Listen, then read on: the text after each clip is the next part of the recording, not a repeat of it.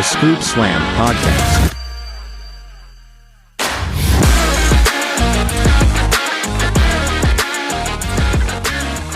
Hello, everybody, and welcome back to the Scoop Slam Podcast. We are back. A huge weekend of wrestling to talk about. Today, we've got the 3-star general striking again. How many brain busters does it take to get to the center of your spinal column? And have you seen how many records we're breaking? As always, I'm one half of your hosting team, Micah, and joining me in the co-pilot seat, the historian of the Scoop Slam Podcast. He is Mr. Slam. It's Ryan. Yo, Micah, just wanted to let you know I am enjoying the show, and I'm ready to scoop it, slam it, and talk about a little wrestling from last weekend. We had a lot of it. I was about to say, I don't think a little wrestling is what transpired. Oh, yeah, we had a lot of it. Well, we've got AEW All Out from Toronto to break down, WWE Wrestlepalooza from Indianapolis, but we did not record last week, and we've got a big weekend this weekend. So I got two things I want to hit you with. First, Ryan, Alabama versus Georgia in Georgia, blackout game. Who you got? Is that official? Blackout? Oh, yeah. So they're actually Georgia's going to wear the black uniforms. Is that official? I believe so, and it's the first time that they've done it since 2008 against Alabama. Man, I'm riding with the Tide, man. I still think they should be favored in the game, and they will win. And I'm going to go out on a limb here because I went out on a limb last year, and I was right halfway through. But I think Bama blows out Georgia. Really do. I think we definitely have the talent to beat them. I don't think that's any question. It's just how we show up on the road has mattered so much with this DeBoer tenure. If we were playing them at home, I don't think I'd worry at all. But to be honest with you, I'm not all that worried. Maybe that's just dumb Alabama fan hope. But I don't know, man. Over the past 2 weeks, I feel like I think I got my swagger back. I think we're back, man. I don't know. So the the passing attack of Bama has been great the last two games. We can agree to that.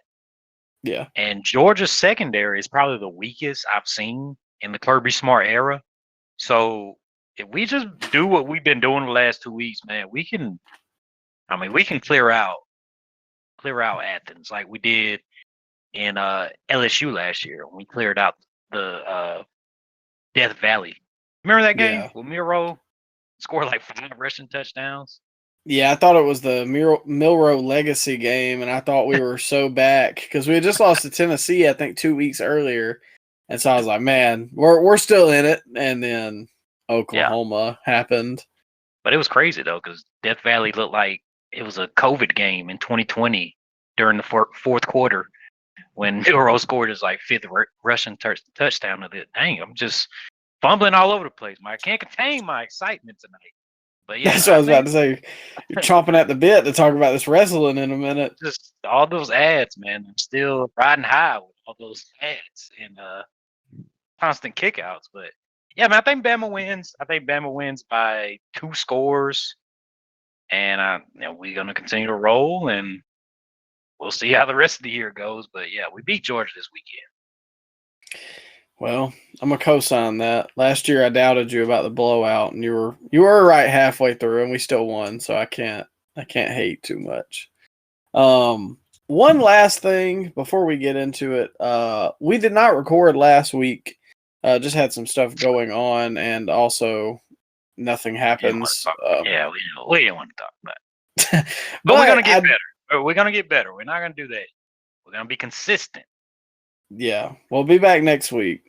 We might change the recording days, so we might have to tweak this because I don't know if SmackDown is worth diving into the way we do on most weeks. I think we maybe hit a few things on SmackDown, but I don't think we need to spend too much time on SmackDown, especially when 3-star generals over there not doing anything.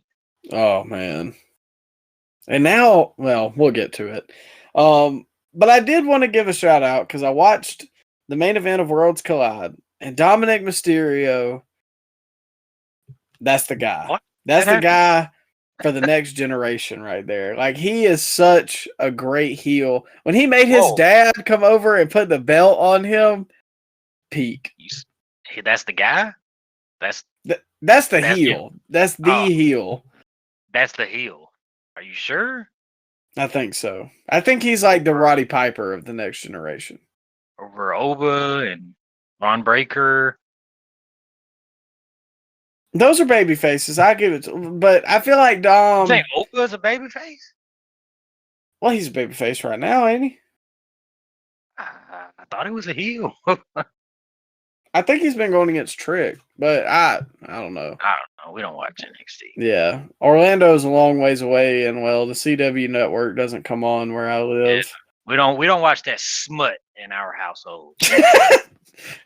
that NXT show is not very Christian. We can't watch it. There's a lot going on down there, man. Yeah, our friend Brooks Jensen tells us all about it. So yeah, we don't co-sign NXT unless he's on the screen. Shout out Brooks Jensen too. We ain't talked about him in a while. Yeah, we're always a fan. And he was talking about the Gooners liking NXT, so I had to support that because he's not wrong. No, he's not. But yeah, I mean, Dom, I thought him and Vikingo had a good match, and he gets the belt that his dad never was able to win. I thought Conan was horrible on commentary. I thought JBL's excellent, and WWE should use him. Yeah, Conan's not a good commentator. I think they just had him around because he knows more of the product. But yeah, he doesn't add anything. I think Corey Graves can do about 90% of what Conan can do. He just has no inflection in his voice either. It's like nothing moves him. Yeah. Yeah, it's not for him. Maybe like a GM role. I don't know if they. I hate to put that on our Mexican brothers, below the southern border, and giving them the GM trope that everybody loves. But maybe a GM would work for the AAA brand. Do they even have like a weekly, or is it just a monthly show at this point? You're asking, do they run weekly shows? I do believe so. I think. I don't know. Well, we'll check in on that. Yeah, we'll circle back on that one next week. They built a performance center out there yet? We're getting there, pal. Did you know we're breaking records? Setting record gates and record profits and records. We're breaking records before we broke other records. Are we breaking records on this podcast, Micah? Probably for the usage of the word record. But it's time for AEW All Out from Toronto. And they started the show off. We're not going to talk about the pre-show because we never do here on the Scoop Slam podcast. There was enough wrestling without it. But should we talk about the matches that happened and go over the winners and losers, or we'll just leave that for the viewers? If y'all want to check it out, go ahead and read up on that. Yeah, we'll leave that one for the sickos. But for the scoopers and slammers here, we've got FTR versus Edge and Christian opening the show, which I thought was a good. I thought that was a good opener, probably the best that they could go with. Did you like the cold opening, or the cope opening, I should say, with Edge and Christian walking out? Did you know who those jabronis were that they were running into? Because I didn't know who the heck they were. I had to look it up. So I didn't know the first one because he's a hockey player. I couldn't hear either. Did you hear what they were saying? Not the hockey player, but I could hear. I want to say his name's Bubbles from Trailer Park Boys, which I'm not really a fan of. So that doesn't appeal to me. They had the Green Bastard too. I don't know where he's from. I think he's also from Trailer Park Boys. Okay. Where's that come on? I don't know. Where's that at? It used to be on Netflix. Yeah, it's an episode of, it's still on Netflix. It's an episode of the Trailer Park Boys, season 4, episode 4. And Yeah, I don't know. That show's just never been for me. I've seen clips, but it's a Canadian sitcom, so I guess that makes sense. Okay. So it was just for the house. Yeah, I think so. Okay. All right. Looked like they were having a blast. That they enjoyed it, the Canucks, but down here in Alabama, um, Yeah. somebody I get was this looking. guy out of here. I was looking over like, who? Who's this? Who's that guy? My only knowledge of hockey is Wayne Gretzky, Okay. CM Punk, and any reference made on How I Met Your Mother. That's about it. That's all the hockey you know. That's all. That's it. Okay. You can't name any current hockey players. I want to say the one. I think he plays for the Blackhawks, but again, I only know that because of Punk. But I want to say his They name's play like. to the- Okay. I want to say his name's like Connor Bedard, something like that. Okay. I'll take your word for it. Yeah. Well, anyways, let's skate on to the match. I thought the classic tights from Mr. Cope here was a cool throwback. I wish they were a little more colorful because they didn't really pop, but once you noticed it, I thought it was cool. As well as a callback to Cena with the 5-knuckle shuffle that got a big pop in the arena, and I thought that was a pretty cool moment since Cena paid homage to Roman Reigns a couple weeks ago, according You to thought that Michael was Cole. cool? I liked it. It popped John me. Cena, you thought John Cena tribute was cool during their biggest, most built up match on the entire company. This was basically a WWE tribute match. Well, all right, hold on. How are we getting there? I get the John Cena reference. What else is a WWE tribute match? They hit a 3D. Well, they're Oh not well. just Oh, okay. WWE tag team. Beth Phoenix coming out. That Do you remember Extreme Rules 2022? Somebody pointing this out online. I don't have their information, but shout out to them. But this was a rehash of the 2022 Extreme Rules match with Finn Balor and Edge. Do you remember that? I remember it happening. I don't remember watching Well, it. Beth came out to help Edge at the time during the end of the I Quit match, and Edge would not give up. So they handcuffed Edge and then threatened to give Beth a concerto. And then he ended up saying I quit, and they gave Beth the concerto anyway. This was a rehash of that, bro. WWE tribute match. Well, Oh, here we go. I Edge didn't. Still your guy, huh? No. First off, with the 5-knuckle shuffle, we agree that Edge is John Cena's second best rival. Is John Cena walking through that door? Maybe the forbidden door is still open, pal. I thought we closed that 3 shows ago. We Well, said we closed it. Was that the title? Of our I said we should close it, but okay. Well, you want Cena to come in now? no, I really don't. But I mean, I don't think there's any issue paying homage to one of the guys that. I mean, he's got 5 appearances left. You don't have an issue with the biggest reaction of the night coming from a guy in a different company? That was not the biggest reaction of the night. It was. And then he got a chant afterwards. He got a John Cena chant during the AEW show. What is 2020?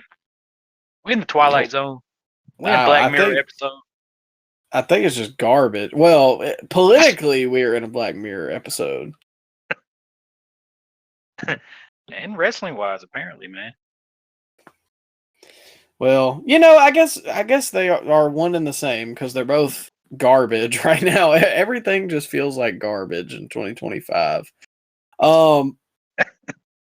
Beth Phoenix was not someone that Beth Copeland. Oh, so excuse me. You can't say Phoenix. Beth. Just Beth. I was not expecting her. However, I didn't think that it was a bad spot. I need to see like the side by side comparing it of the Extreme Rules match. We reviewed it on this podcast. Did we? We did. We started in 2022, but it was around SummerSlam. We did, but Extreme Rules was later on that year. That was when Edge had that never-ending feud with Judgment Day. I remember that. No, you're right, because I remember. Maybe we Was took it a Royal step- Rumble that year that they had a match between Beth, Edge, Rhea, and Finn? Yeah. Did we take a hiatus? We might have took a hiatus. We might have. I love that stuck Wait, from no. all the way.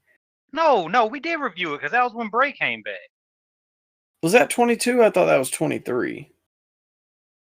That was 22. Bray came back. Yeah, we reviewed it. The main event of that show was Seth and Riddle. Oh God, that's the reason I don't remember it. Those were the dark ages. We're Wait, hold slowly up. falling back into them. That was the honeymoon period for Triple H booking wise. I don't know. I prayed for 2022 WWE. Yeah, I wish we could get that. Well, not all of it. Not all of it. Man, I'll Not take Matt Bloodline. Riddle. Well, okay, you keep him, but Bloodline, give it back, man. Yeah, I agree with you there. But anyways, as far as this match goes, unexpected finish, but I didn't hate it. It didn't hang around too long. Solid basic tag team match, and I thought it was a good opener. The angle towards the end, I thought was acceptable because it was a good way for FTR to get their heat back because I thought they may win this since it was the first match. I hope this doesn't lead to an overboard stipulation down the line. You thought Cope was putting over somebody?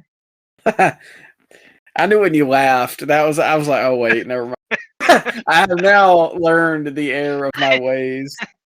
People talk about creative control. That's Mr. Copeland. I still never forget when he beat Aleister Black in that cage match. Even though he had a broken leg, didn't matter. That and when he beat Finn at that WrestleMania match, because he had already won like the other two matches. Well, no, he lost the I Quit match. Well, he beat the entire Judgment Day. He beat Finn at WrestleMania. I think he beat the Demon. He was the Demon, wasn't he? He was. Yeah. I think it was the last appearance of the Demon too. Edge killed the Demon. Well, speaking of burying, we'll move to the next match. Eddie Kingston's return. Hold up. Go back to this one. Did you have a problem with the ending angle? With them bringing Beth Copeland in her first appearance, she gets flatlined in the middle of the ring? Did you have a problem with that? Nah, because I don't think she's gonna wrestle. Well, but you have this special moment where she comes out and such a big pop, and then you have her get beat up her first time.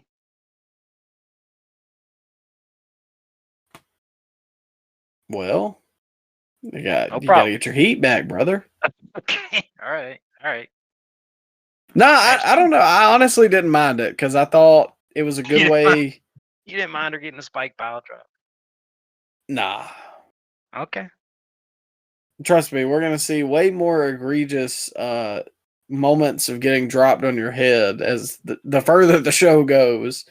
Okay. But speaking of egregious, we've got Eddie Kingston versus Big Bill. Oh, Burger Kingston. Bro, how can you be out for 11 months and you come back looking like that? What is he? I thought he was rehab. He's back like he never left. Was he not working out while he was rehabbing? I saw an Instagram story or something on X. It was him. He had a personal trainer. What were they doing? Hold on now. You're always the one that say that I fat show. Well, he deserves this after that performance, man. That was the worst comeback match I've ever seen. Is he any bigger than he was before, though? He's massive. What do you mean? He's looking like a Jiffy Lube attendant. You saw that. He didn't look any bigger than he was before to me. Bro, come on now. Call spade a spade here. I'm If being AEW dead got to the payroll, serious. man, you seen him. Let me look at a picture. Hold Yeah, on. look at So, the picture. Massive. your hatred for him, I'm I'm dying laughing. well, man. He comes out. He has the shirt with the homage to Terry Funk. You know, of course, another tribute to WWE. And then he proceeds to What? stink up. What, did you not see the Claudio sucks eggs shirt? I mean, Terry Funk did that first. Another Yeah, tribute. but you can't say that Terry Funk is WWE exclusive. Well, Terry did that during the. No, I'm lying. I think he did that during the NWA. But still, I mean, it's a tribute to a better part in wrestling history, paying tribute to a better company. But I digress. And then they proceeds to have the worst match and the worst finish I've ever. Bro, he should be fired on the spot for that. If you have a miss like that spinning back fist that Eddie Kingston hit or attempted to hit, I don't know what the hell that was on Big Bill, and then Big Bill just crumples like he just got hit with the WMD from the Big Show, and then you think Burger Kingston would pick him up and hit it again, but no, he just covers him like the slob he is, and then he just gets 3 count, and then you can hear Shivani say, "Oh, he didn't get all of it," and then the ref just counts to 3 anyway. Was that not Yeah, embarrassing to you? no, I mean it is. I think that he should at least have like picked him up and done it again. I don't think there's any shame in that. You can kind of run that back as like he was trying to hit him with it twice to make sure he was done. Um, but I think my biggest gripe with this, obviously, I'm the match was not good at all. This No was the worst build. match of the weekend. There was no build either. No build, and the fact that they announced it before kind of no sold his return, whereas it could have been like a surprise. You know And what the build was? didn't Big Bill just call him out? Yeah, he said he's tired of the disrespect and he's tired of the disrespect from people from New York. So he calls out Eddie Kingston. Yeah, nonsensical booking, and the fact that Big Bill was the guy to put him over is what I think sucks about this the most, because I think Big Bill is actually very good, and they just can't find anything to do with him apparently, other than shackling him with Brian Keith. Yeah, what's he still doing? Why's he still with Big Bill? Just I don't bring in know. Enzo. Bring in Enzo. He's free. Is he that much of a pain that you can't put him on the roster? Is he? Correct me if I'm wrong. Didn't his allegations get dropped, like They all did, or yeah. proven false? They all did, yeah. And don't act like allegations is something that AEW draws the line there, bro. How many allegations Jericho had on him? They just swept it under the rug. How many allegations did Darby have on him? And apparently Darby just showed Tony Khan some text messages and he was free in the clear. How many times did Sammy Guevara get punched in the face backstage or threatened to sexually assault his top female star with Sasha Banks? How many times did that happen? They're all still on the rosters. I don't think that Enzo must be like a real tool backstage for him not to get a contract. Well, I think you were in more touch with wrestling around the time, but didn't he show up to Ring of Honor and people like absolutely despised that? Yeah, the basement did hate when he showed up at Ring of Honor. But bro, at that point, Ring of Honor was a dead ring. Yeah, because wasn't that the match that after when they had the press conference, one of was it Toa Leona? No, I'm sorry, Tonga Tama Loa. I was Tama Tonga. Yeah, he chucked the belt. Is it? Nobody gives a F about Ring of Honor. That was exactly after that match. Yeah, good memory. Oh, that's hilarious. Yeah, but still though, he should have a job and he should be with Big Bill. Well, welcome back, Eddie Kingston. I reckon. Burger Kingston. We move on. Tables and Tacks. MJF versus Mark Briscoe. I know a lot of time here on the podcast, we are not fans of stipulations and over gore ification that AEW tends to do sometimes. However, I think in certain instances it can work, and I think this is one of those instances. As Really? long as they stick to the stipulation and they don't start bringing out the glass or the screwdrivers and all that, and we stick to tacks and tables, and like a chair is fine. When you start pulling out the other extracurricular bull crap, that's where you lose me. You remember So, that?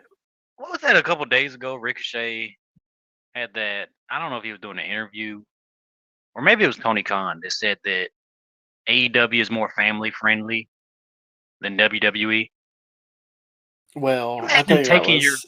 imagine taking your 9-year-old kid to see this, Micah. I would report CPS to you if you took your 9-year-old kid to go see that. I don't even think this one was the most egregious, though. Like, in terms of the AEW, what Has they're it come willing to to push. has it come to this that I mean, thumbtacks what? just shoving a man's face in thumbtacks and MJF bleeding from his crotchal area because of thumbtacks? That's not the most egregious thing in the show. That wasn't intentional. Oh, that was not intentional. It So the wasn't. children He can see he it. gave The children Mark can see it if it's not intentional. he gave Mark Briscoe like a pile driver or something, and Mark's blood got on his crotch. It wasn't like they were trying to do a spot with it. Are we sure? I'm pretty sure. I feel like I remember that correctly. I'm just saying. I mean, I've seen them do syringe spots. I don't think it would be out the realm of possibility for them to do that. So, do you like when WWE uses thumbtacks? I don't ever see the gore that WWE doesn't do the gore with the thumbtack. I can't remember the last time WWE did a thumbtacks type spot.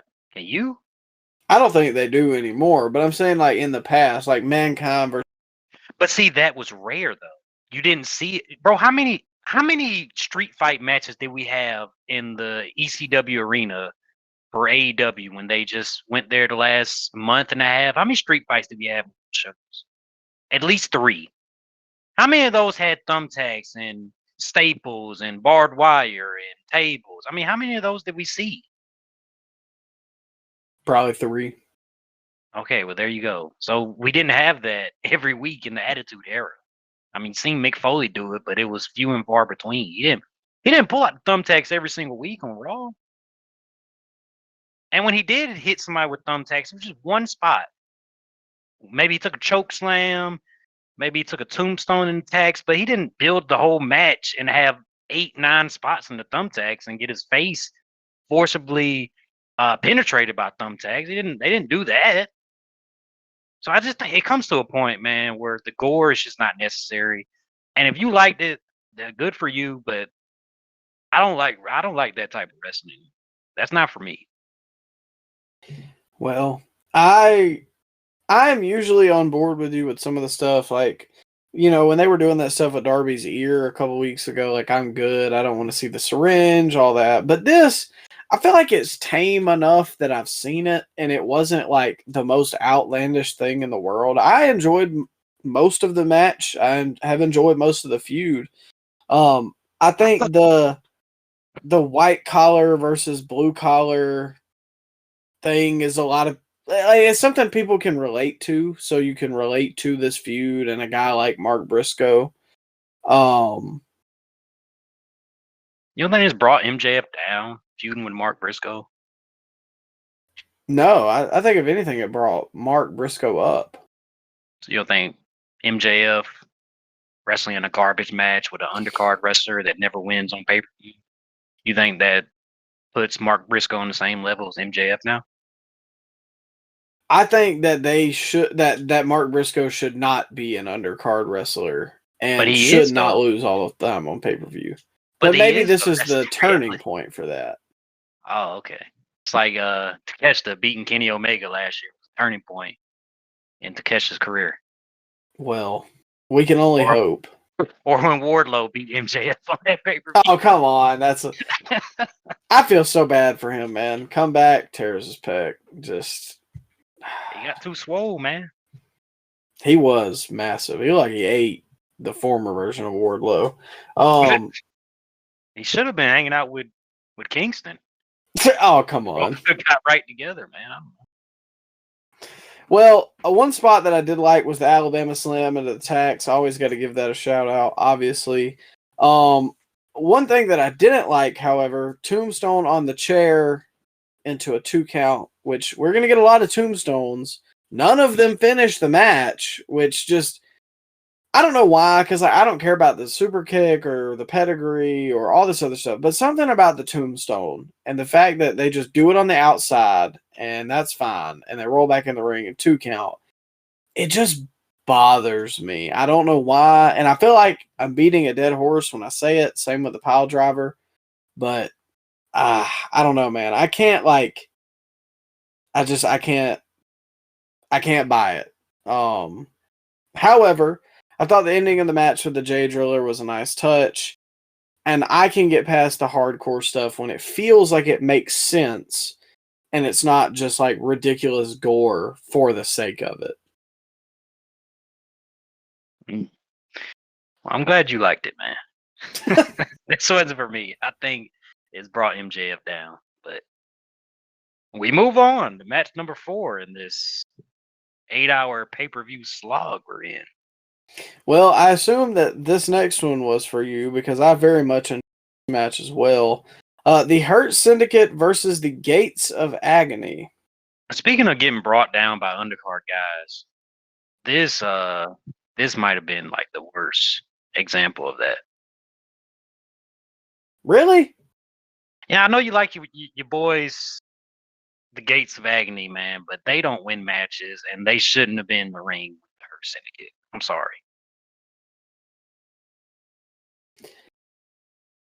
I think that I don't know. I see it differently. I like Nate side. I think that they are believable, tough guys in a division of mostly flippy, kind of nondescript guy. Like that's a lot of AEW's tag division, unfortunately. And I feel like I can actually buy those But two. how Like can they look impressive. they may look the part, but do they actually win matches on television? Like, what was the last time they won a tag badge on TV? The Gates I of Agony. mean, When's the last time that's happened? Yet they show up and beat the Hurt Syndicate? well, That made I sense thought there's to a you? caveat because MVP was the technically. But still, though, I don't think they're on the same level as MVP. Well, Or they don't win matches. I see your point, but maybe this is just the cope is the fact that I hope that they will use this as a launching point for them. But I typically we are not rewarded with feeling that way. Yeah, man, this is just bringing down the Hurt Syndicate. Bobby should be in the main event scene, yet he's pumping around with the Gates of Agony and Ricochet, which the Gates of Agony and Ricochet historically don't win matches on pay-per-view or the weekly shows. Yet they got a big spot right here. And, I mean, shout out them. I think they follow or at least liked one of our posts on X. But yeah, man, the Gates of Agony, man, they just don't do it. Would they? Okay, so let me ask you this: would they do it for you if they had better booking? Yeah, of course. Anybody can be booked if they had the good booking behind them. If they won a feud before this or won matches, I don't care what the jabronis online would say. Oh, they win matches on Collision all the time. You just don't watch. No, I'm talking about the actual show, the show that everybody watches. I'm talking about Collision. But if they won matches on Dynamite, then maybe I would have took this a little more serious. But I just thought that it was a slap in the face that the Hurt Syndicate had to put over the Gates of Agony and Bobby Lashley's not in the main event type of picture. Realistically, the main event of the show should have been Bobby Lashley versus Hangman Page. It should have been. Well, Nobody, that's not going to happen. nobody bought that Kyle Fletcher was going to win the title. No. And I don't know. I don't know if maybe I have gotten older and too smart to the wrestling business, or just the wrestling business has changed. That sounds really elitist of me to say. So if it comes out that way, that's not what I mean.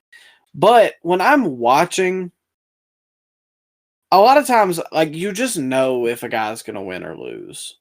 And I'm fine to be swerved sometimes with a guy winning, like Fletcher or Page. Like, or even if it wasn't going to be Fletcher, like, I don't know, man. There's just such a long history of long title reign. Like, Moxley held that title for forever.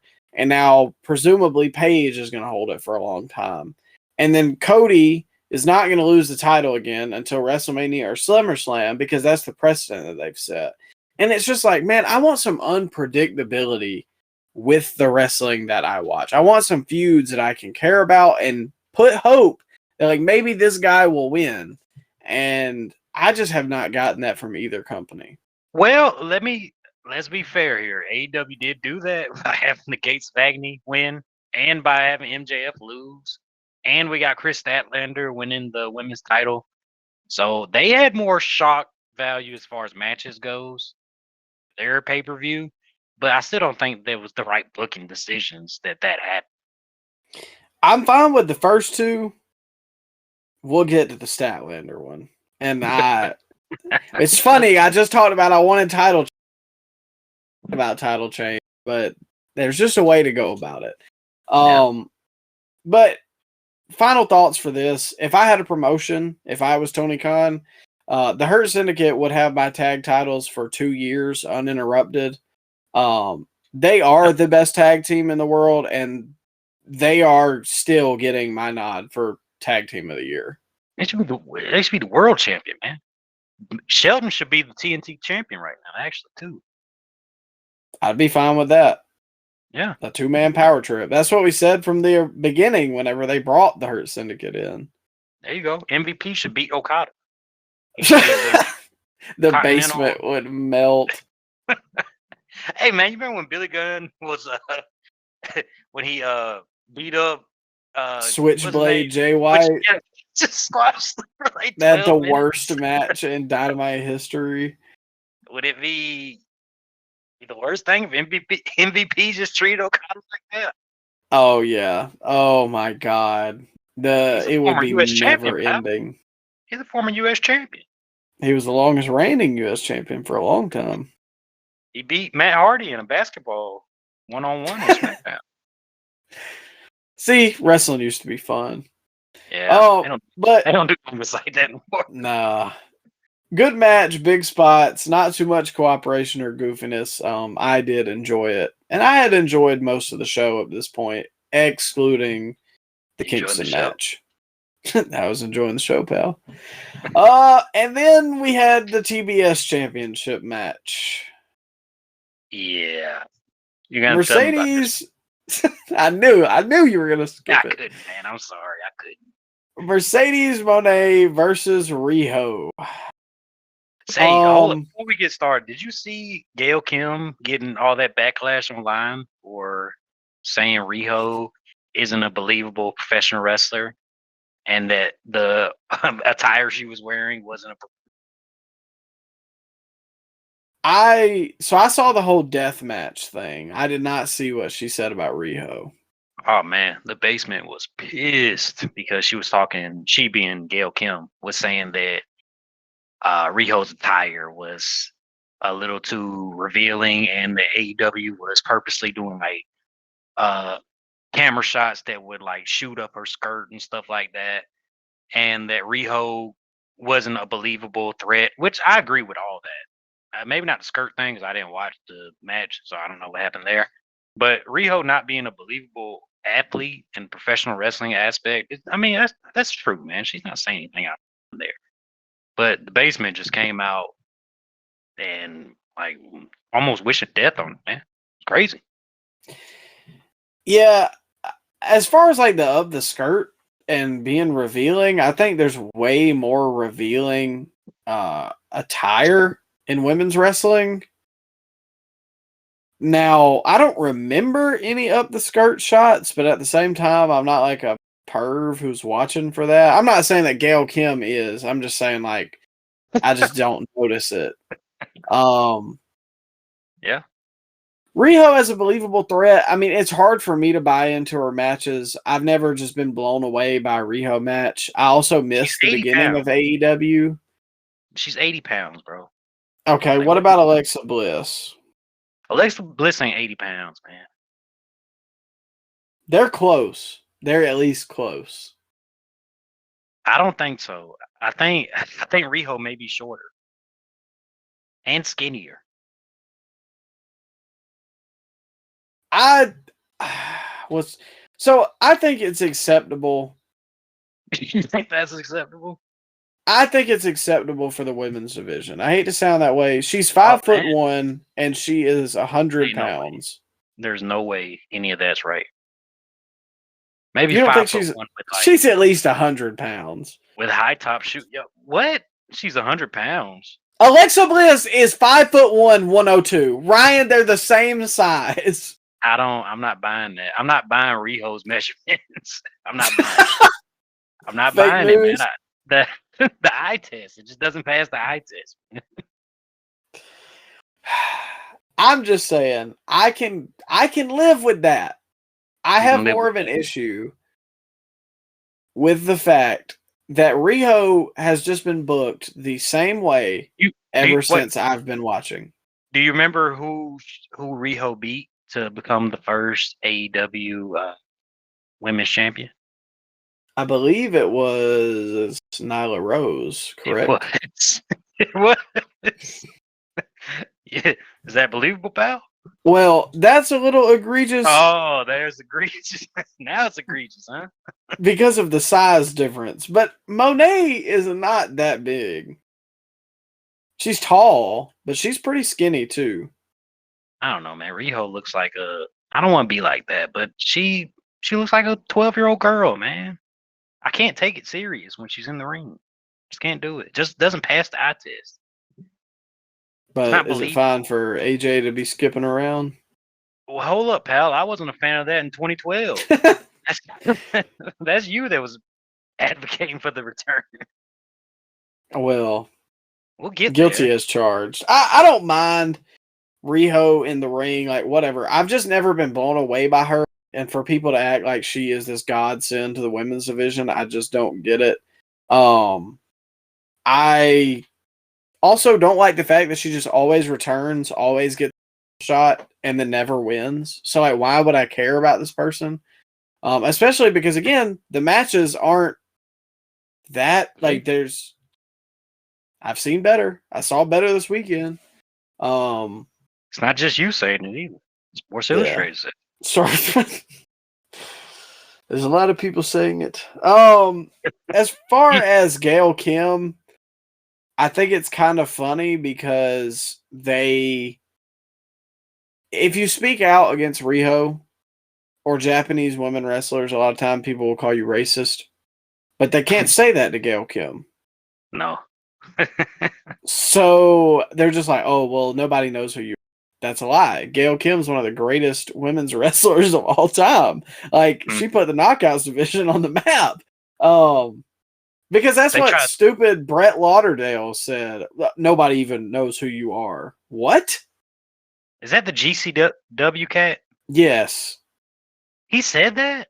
Hold on. I'll pull up the tweet because it was like egregious. Because she started with the whole deathmatch wrestling isn't real wrestling. And it's not. I agree with that. Well, he threw a dig in. Here it is. So Gail Kim originally retweeted and said, "This is pure trash. Say you don't know how to storytell without saying it." Which, where's the lie? But Brett Lauderdale retweeted it and said, "This scene is part of a documentary produced by A24 telling the stories of little-known deathmatch fighters from around the world. It will premiere at prestigious film festivals, all that. Now, I dare anyone to name one memorable Gail Kim match. That's insane." She had a lot of them with Awesome Kong in like 05, 06. Yeah. They were having some great women's matches back then. And people called him out on it. Jordan Grace was like, "This is insane. You know, Bubba Ray's gonna come to her defense." That is egregious, man. There's no way. Can't name a good Gail Kim match. Was he not watching wrestling in the mid 2000s? Probably just deathmatch wrestling, pal. Man, that UPW stuff. Was that what it's called? XPW. XPW. Yeah, there you go. That's a very good episode of Dark Side of the Ring. If you've never watched that, go check that out. But speaking of, they are. Oh, they are. Because wasn't that the one that the guy showed the syringe in his yeah, that was it, pal. His male part. Yeah, that was there. There we go. Good wrestling. Good family event. You enjoying the show? Family friendly environment, pal. We move forward for the AEW Unified Championship. Kazuchika Okada versus Mascara Dorada versus Konosuke Takeshita. Did you know who that guy was? I have seen him on some of the episodes of Dynamite, but I don't remember anything about him. I didn't know who that guy was. I've never seen him. He had a match this Wednesday with the Beast Mortos to qualify for this match. Really? He did. Okay. He win. He did win that, but here he did not. Okada retained, much to anyone's surprise. This wasn't bad, but the only person that I care about in this match is Takeshita. Okada still sucks. I don't care what anybody says. There's nothing. Please, anyone, take away everything that he did in Japan and tell me from the minute that he signed with AEW why I should care about him right now. Well, he's hilarious, Micah. Have you seen his backstage segment? Oh, yeah. Top 3 promo. Yeah, there you go. Yeah. Oh, he's got a great drop kick. Great drop kick. He does have a good drop kick. I will concede that point, but it ends there. Yeah. I just feel like Takeshita's a better Okada right now in 2025. Like, Takeshita is better in the ring. He's younger. He moves faster, and I'm more interested to see his career. He might be the best wrestler they have on their roster. If we're being like 100%, like if we're being honest here, Takeshita, I don't know many guys that is on his level as far as an actual professional wrestler, bell to bell. Maybe not promos. I know for a fact promos, but yeah, Takeshita, and it just seems like he's been stuck in that middle of the pack, not quite an upper mid carder for his entire tenure in AEW. Even though he has had like star making performances, is what the basement tells me when he faces Omega and he wins. Faces Ospreay. Did he have a match with Ospreay? I think he did. And I believe so. Yeah, okay. Well, he has all these great matches and he never gets to that. The booking doesn't match the match quality he puts out there. Because in reality, he should be in that main event title picture. Yeah. Because I would put Takeshita on like the Gunther level of like top 5 guys in the ring right now across the world. Yeah, that's them. Yeah. Guys that I will actually sit down and watch like their match. Like it stands out from the rest. And so to follow up on that point, I would have rather seen this be a 1-on-1. I think Dorado was kind of just here. I mean, he wasn't bad in the ring. It's just I just would have rather seen a 1-on-1.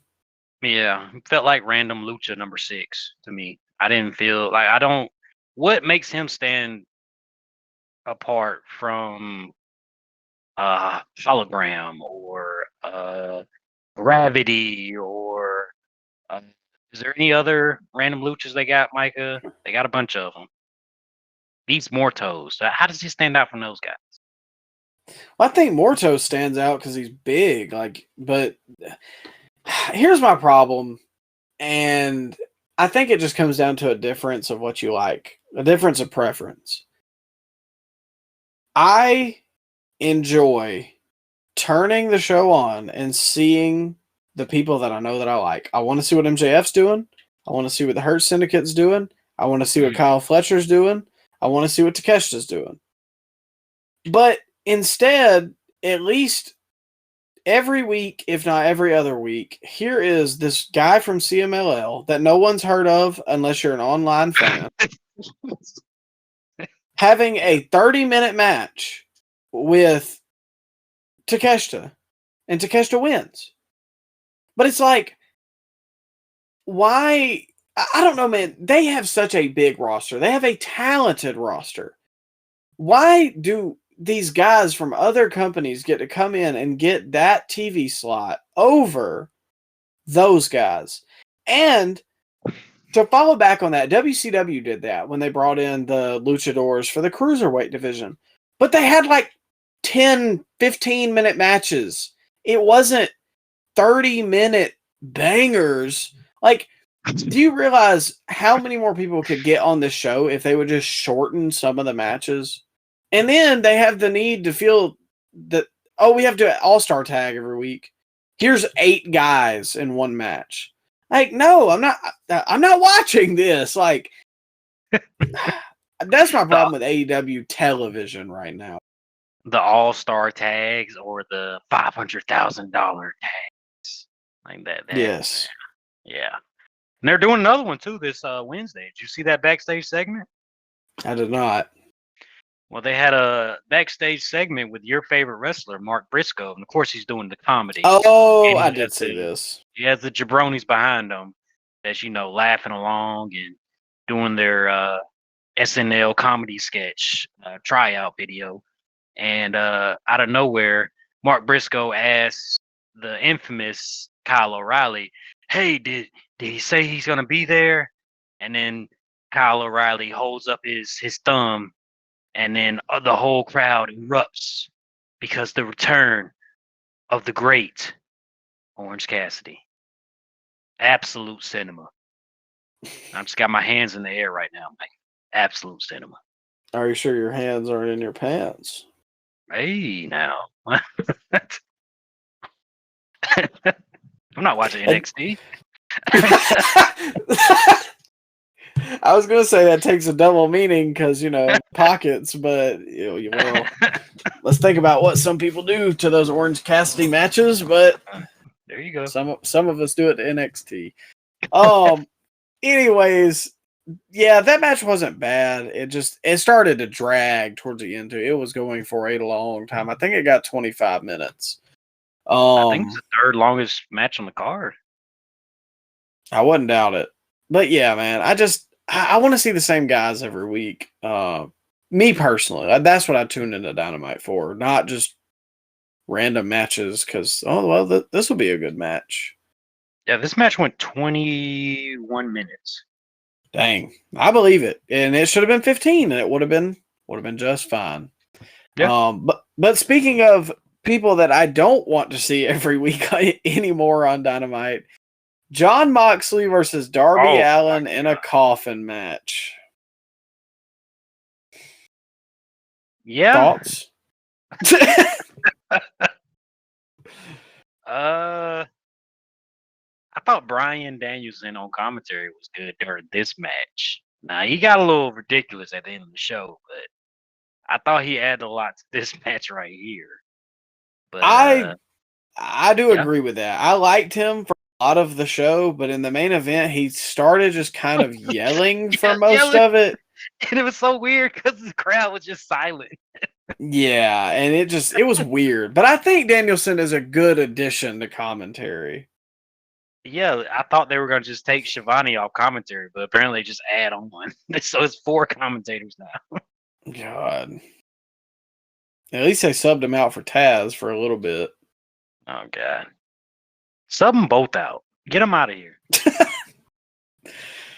You don't like Yambag Jones?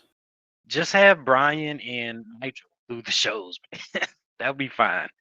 That would be a really good 2-man booth because they got That's a what lot I'm of saying. history too. Yeah, and then they'd be beefing right there on air. That'd be some good stuff. Yeah.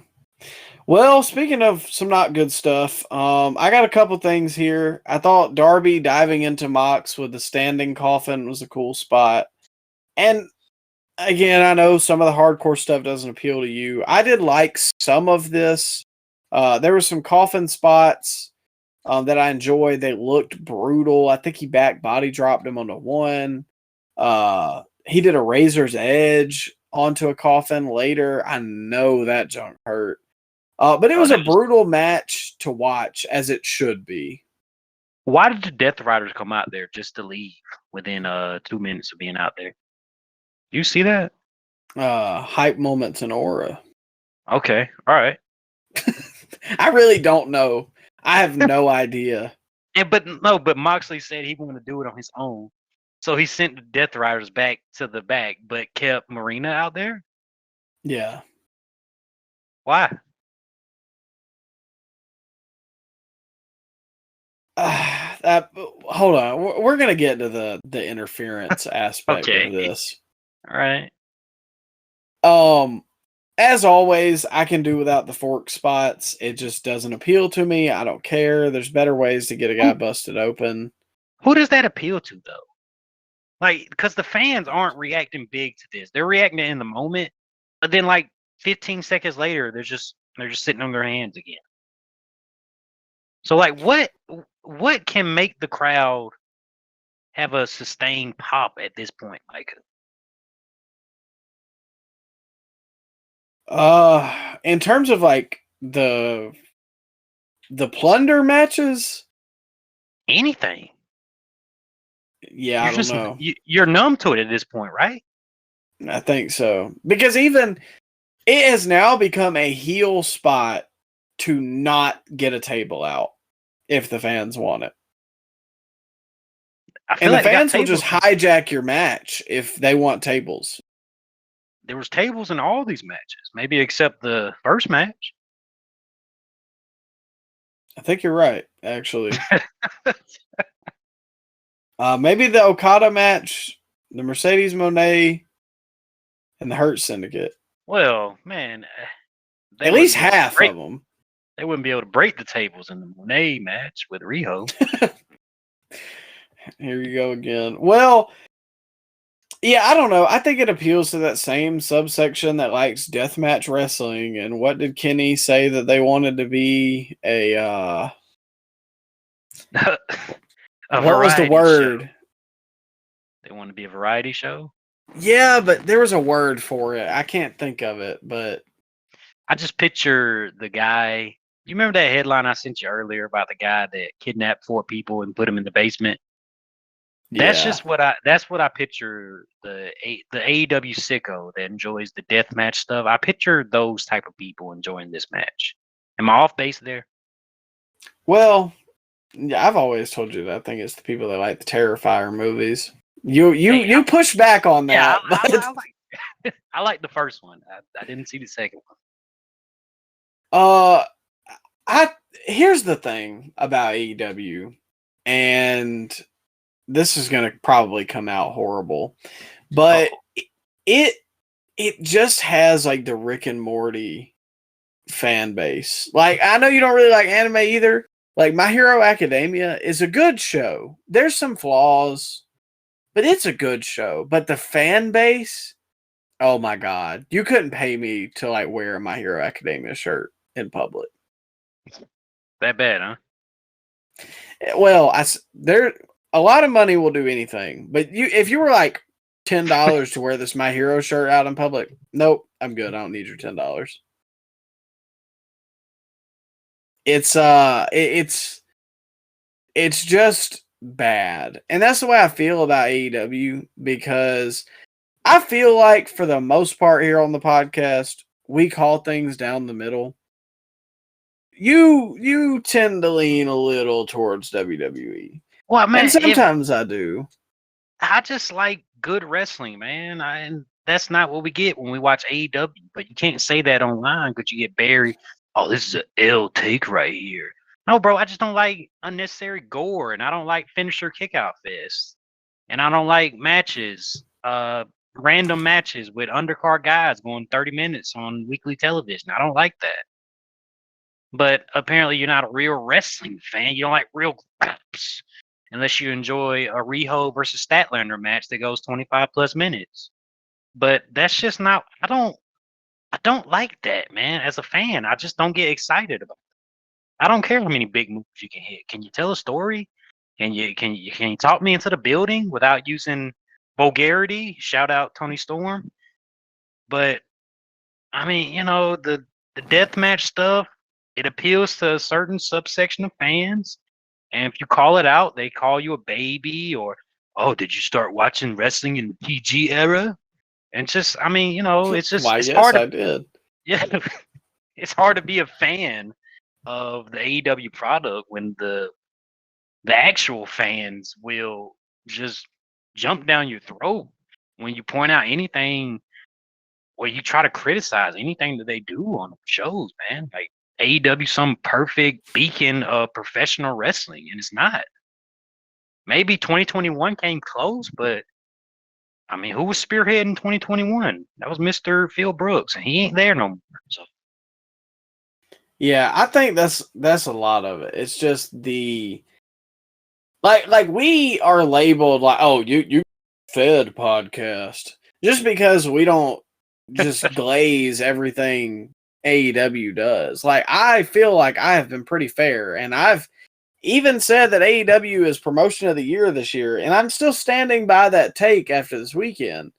However, the fans, like, if you criticize anything, oh, you don't like Mascara Dorada? No, you're just not a real wrestling fan. Like, I saw this interaction on TikTok the other day where this guy basically, I can't remember who it was, but he said he didn't know who somebody was. And they were like, how could you not know who this guy is? He was like this big guy in New Japan. Well, maybe the guy don't freaking watch New Japan. Well, you're not, and I think he said that he was like, "Sorry, bro, I don't watch New Japan. Like, I only watch WWE." Oh, you're not a real wrestling fan. What? do you not have How? any? Do you not have any other interest? There's no way you can possibly keep up with New Japan and AEW and WWE. There's no way you can do that and actually have interest in other stuff. No, I don't know. It takes enough of my time doing this, and I like Yeah, wrestling, but yeah, Jesus, it gets to a point. exactly. No, but Um, then you got the elitist wrestling fans that only watch wrestling and anime, and they shame you uh, if you can't name 5 Ishii matches from 2017. yeah, And that's why it's hard to be a AEW supporter, man. It's hard to be that online. I just hate the fan base. No disrespect, because I'm sure there's a crossover between their fans and our fans, but yeah, man, the very it's vocal, the it's the yeah. I was about to vocal say it's not minority, all AEW fans. yeah, the vocal minority in the IWC. Yeah, They are, because WWE has their guys too that are just like just overly like they love everything he does, excuses for all the ads and this, that, and the other. And it's like, no, y'all are bull crap too. Like, call it down the middle. You know what I mean? Like, I know you tend to lean WWE because it's what you prefer, but you still also call out the travel vlogs and the ads and the $3,000 front row seats. yeah. I don't know who's defending that. Oh, I see it online. There's people, but what I was saying the other day, like with that TikTok interaction, we made a Rey Mysterio video the other day with the eras, and I put one of the greatest luchadors of all time as the caption, and this guy said, "Nah, he is the greatest luchador of all time." I said, "Well," I said, "the only one I'd put over him is probably El Santo," and he was like, "Oh, I don't know who that is." Well, I mean, We have fair two point. forks in the road to go down, right? We have how can you not know who El Santo is? And that's all right, man. I get it. And I would definitely say that Ray is top 2. And that's exactly what I said. You know why? Because there's people out there with real lives and real jobs and real families that don't study this crap. Why? Yeah. Like, I just can't understand why people would jump down somebody's throat about what they don't know. Like, how about you be a nice person and smarten them up to something?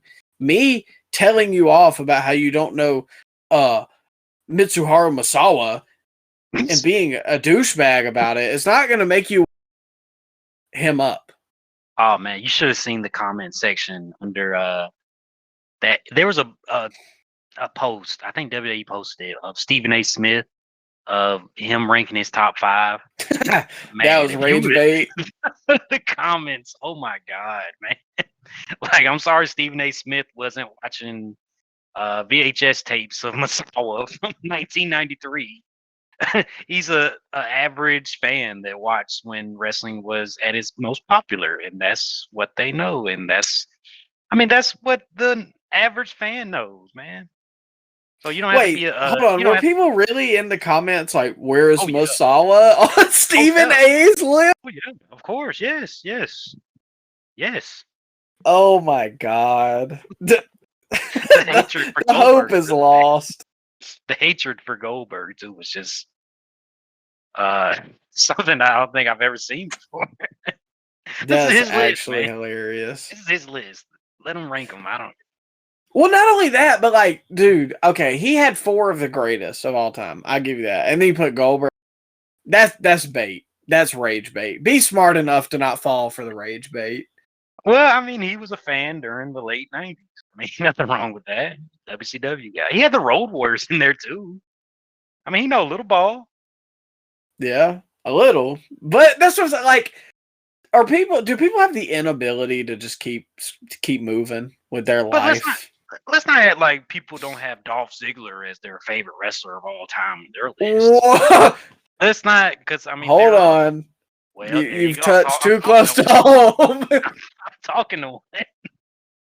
But I mean, and Goldberg was a way bigger star than Dolph. But I mean, this is his list, bro. Don't let him rank them how he wants to. I got a soft spot for Dolph, but even that, I would not put him top 10. Or top 20. You got some fans that rank Ryback in that top 3, man. I'm not gonna say that's you're a terrible fan if you got Ryback in your top 3. There were a lot of comments that were like, I still love Ryback. He's one of my favorites of all time. I was like, wow, Ryback has shooters. There you go. Shout out Ryback. Yeah. Shout out Ryback. That's all you can say, man. Anyways, back to the match. Darby and Moxley. Oh man. I was really hoping that this would be the full circle moment and Mox would take time off. No. And You're once adding on. again, yeah, once again, I am let down. They've added on to the Death Riders, so it's not done anytime soon.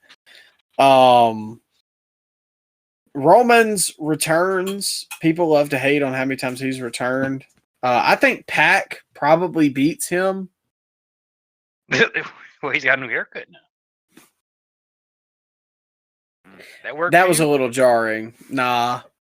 Nobody knew who that was. It was like when Juice came back with no beard. Oh God. He like but himself. And Pac had a shirt on too and pants.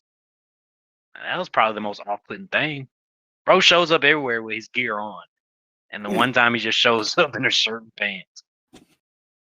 Well, I don't know. I just don't like the short hair wasn't working for me, but His ears. well, it does help.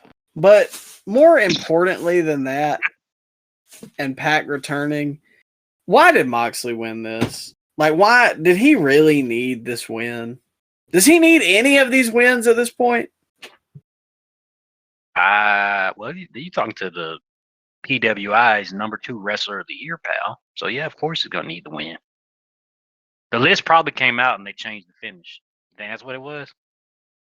You know, it's a big deal to them. They pulled a Vince and changed it at the last minute. I think we need Moxley to go over. You think Moxley pulled a Jonathan Gresham and just explain to Tony Khan why his PWI rankings matters and finish this match. Oh my God. I forgot that he did that. He was top 10 PWI, so he wasn't going to do the job for him. And who was he not trying to lose to? Was it Jay Lethal? That sounds right, yeah. What the heck? Yeah, I don't know. Moxley will not be gracing my Wrestler of the Year list. Sorry to spoil that one for you guys. The match was okay. I didn't hate it. I liked some of it, but God, Moxley is just like, I just want to turn my TV off every time he's on there. I need him to leave for 6 months. I actually like this more than the tax match. Really? I actually did, yeah. I did. I mean, I could have done without the forks and the. I don't know. They used something else too. It wasn't just a fork. They had something else, another blunt instrument, blunt object that they use. I could have done without that, but Darby, he's gonna take some, some gnarly looking bumps. I did enjoy him getting tossed around. Always like seeing that. Darby getting. I think he got razor's edge through the coffin. That looked pretty cool. But yeah, that was a rough spot. The booking was a little nonsensical because again, the Death Riders were out there for like 2 minutes, and then Moxley sent them back to the back. Where they Moxley? Well, yeah, man. Moxley wins, and then for some reason we got that weird backstage segment where Darby sets Moxley on fire. Oh yeah, I thought that would be the write-off. No. Well, did that make any sense to you? It was just weird because it was like he was planning to light him on fire forever. The second he lights him on fire, here's 3 people in the fire extinguisher and all that. Like, let the spot breathe. He has like a lead pipe in his hand, and Moxley is like zipped up in the body bag, but only like his head exposed. And he has like a free shot to hit him, but he turns around, drops the pipe, and then decides to light him on fire, knowing that there's 3 guys standing right there with fire extinguishers. Yeah. Like, what's going on there? And then the 2 guys can just drag him out, drag him being Darby, out the backstage area. Meanwhile, they're every week on Dynamite, they're beating up 12 security guards, yet 2 of them can take Darby out the building. Well, look at the size of Darby. I like him. He's one of my favorites right now, but let's call a spade here. Darby is a small fellow. I don't know, man. I feel like I've seen Hook take about 12, 13 security guards. And I don't know I don't think he's that much bigger. That's a good point, now that I think about it. Also, twink on twink crime with Hook and Darby. So, some people would not consider that a crime. Leave that. Does Darby have no friends though? Like, this is my biggest issue with the Death Riders thing. Is like, half the time the Death Riders get to do whatever, and it's like no one else in the locker room cares except for the one time Adam Page was going against them. Well, I saw the conglomeration backstage, gesticulating and gyrating and laughing at Mark Briscoe. I guess they didn't care about poor Darby getting dragged backstage for the coffin. Let him die. It'd be all right. Yeah. Well, Sting was his friend. Sting, they couldn't hold up the Sting symbol to the sky. And I, honest to God, was expecting a Sting run-in. The way it was booked and the fact that he was just getting, like, destroyed by them. I was like, oh, Sting's about to come out and clear the ring. No. 67-year-old Sting. That you act like they haven't done it before. Oh, okay. Well, fair point. Well, speaking of... Yeah, I don't have a segue for this one. The next one was for the Women's World Championship. Chris Statlander versus Thekla versus Toni Storm versus Jamie Hayter. That's Thekla to you, pal. Is it Thekla? I thought it was... No, you're right. Yeah, old Thekla. How'd this go? Sorry, my Alabama education can only handle so much. You said, how'd this go? Yeah, how'd this go? Well, you just hate women, don't you, Ryan? Not I don't watching the like the women's matches, huh? I don't like the multi-man matches. I'm not big on that. And, I'm not a big fan of Tony Storm. Haven't seen anything from Tekla. Jamie Hayter. I'm still not digging her look. And who's the other girl? Oh, yeah, the one that won. Chris Statlander. Chris Statlander. Yeah, there it is. Chris Statlander. I'm going to let you dive into this because I feel like you have a lot to say about this. I won't spend too long on it because we've already been going a pretty good while now, and we've still got to go to the Palooza. Still got to go to Palooza. Yeah, I thought Statlander looked good early. There was a lot of fast-paced stuff, and nobody could get an upper hand, which appeals to me in these multi-man matches or multi-women matches, multi-person match. Because if you're gonna have one, and then one person has control for 5 minutes, and then another person has control for 5 minutes, it's just lame. Keep it moving. I'm not having this long, drawn-out bull crap. There's a tombstone on the outside. I don't mark who gave it or received it, but regardless, it was garbage. Wait, who's giving? Who's receiving? I zoned out. What were you saying? Some people were pitching and catching, but who I couldn't tell you. All right. I'm locked in now. The finish was unpredictable because Statlander didn't even hit her with a finish or anything. She just got the seat. Is it the seat buckle? Yeah, the seat belt. Seat belt. She hit her with the seat belt and new women's champion. Apparently, that's been teased on television because, the infamous Wheeler Yuta has been training Statlander and been talking to her the last couple weeks about the seatbelt pin, Micah. So we just don't watch Collision, so we didn't know that it was built up on Collision. Well, he ran out before the match started and was giving her a pep talk, and they kind of alluded to that on commentary, so I guess that was kind of like the what's the word I'm looking for? The red herring to this. But I say all that to say this, I'm fine with unpredictability. And at least she pinned Tony Storm. But my problem is Tony, I know there was a little bit of Mariah May in the middle. It's a lot of M's. But it feels like Tony's held the belt for a really long time. And so to see that reign kind of culminate with a multi-woman match and a quick pin, I just didn't really like that. I felt like if Tony's going to lose the belt, it should have been a decisive one-on-one. Statlander should have went over.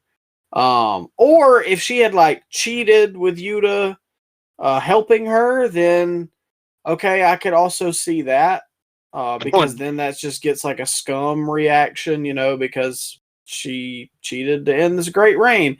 But I don't know. Does it feel watered down to you, or is that just me?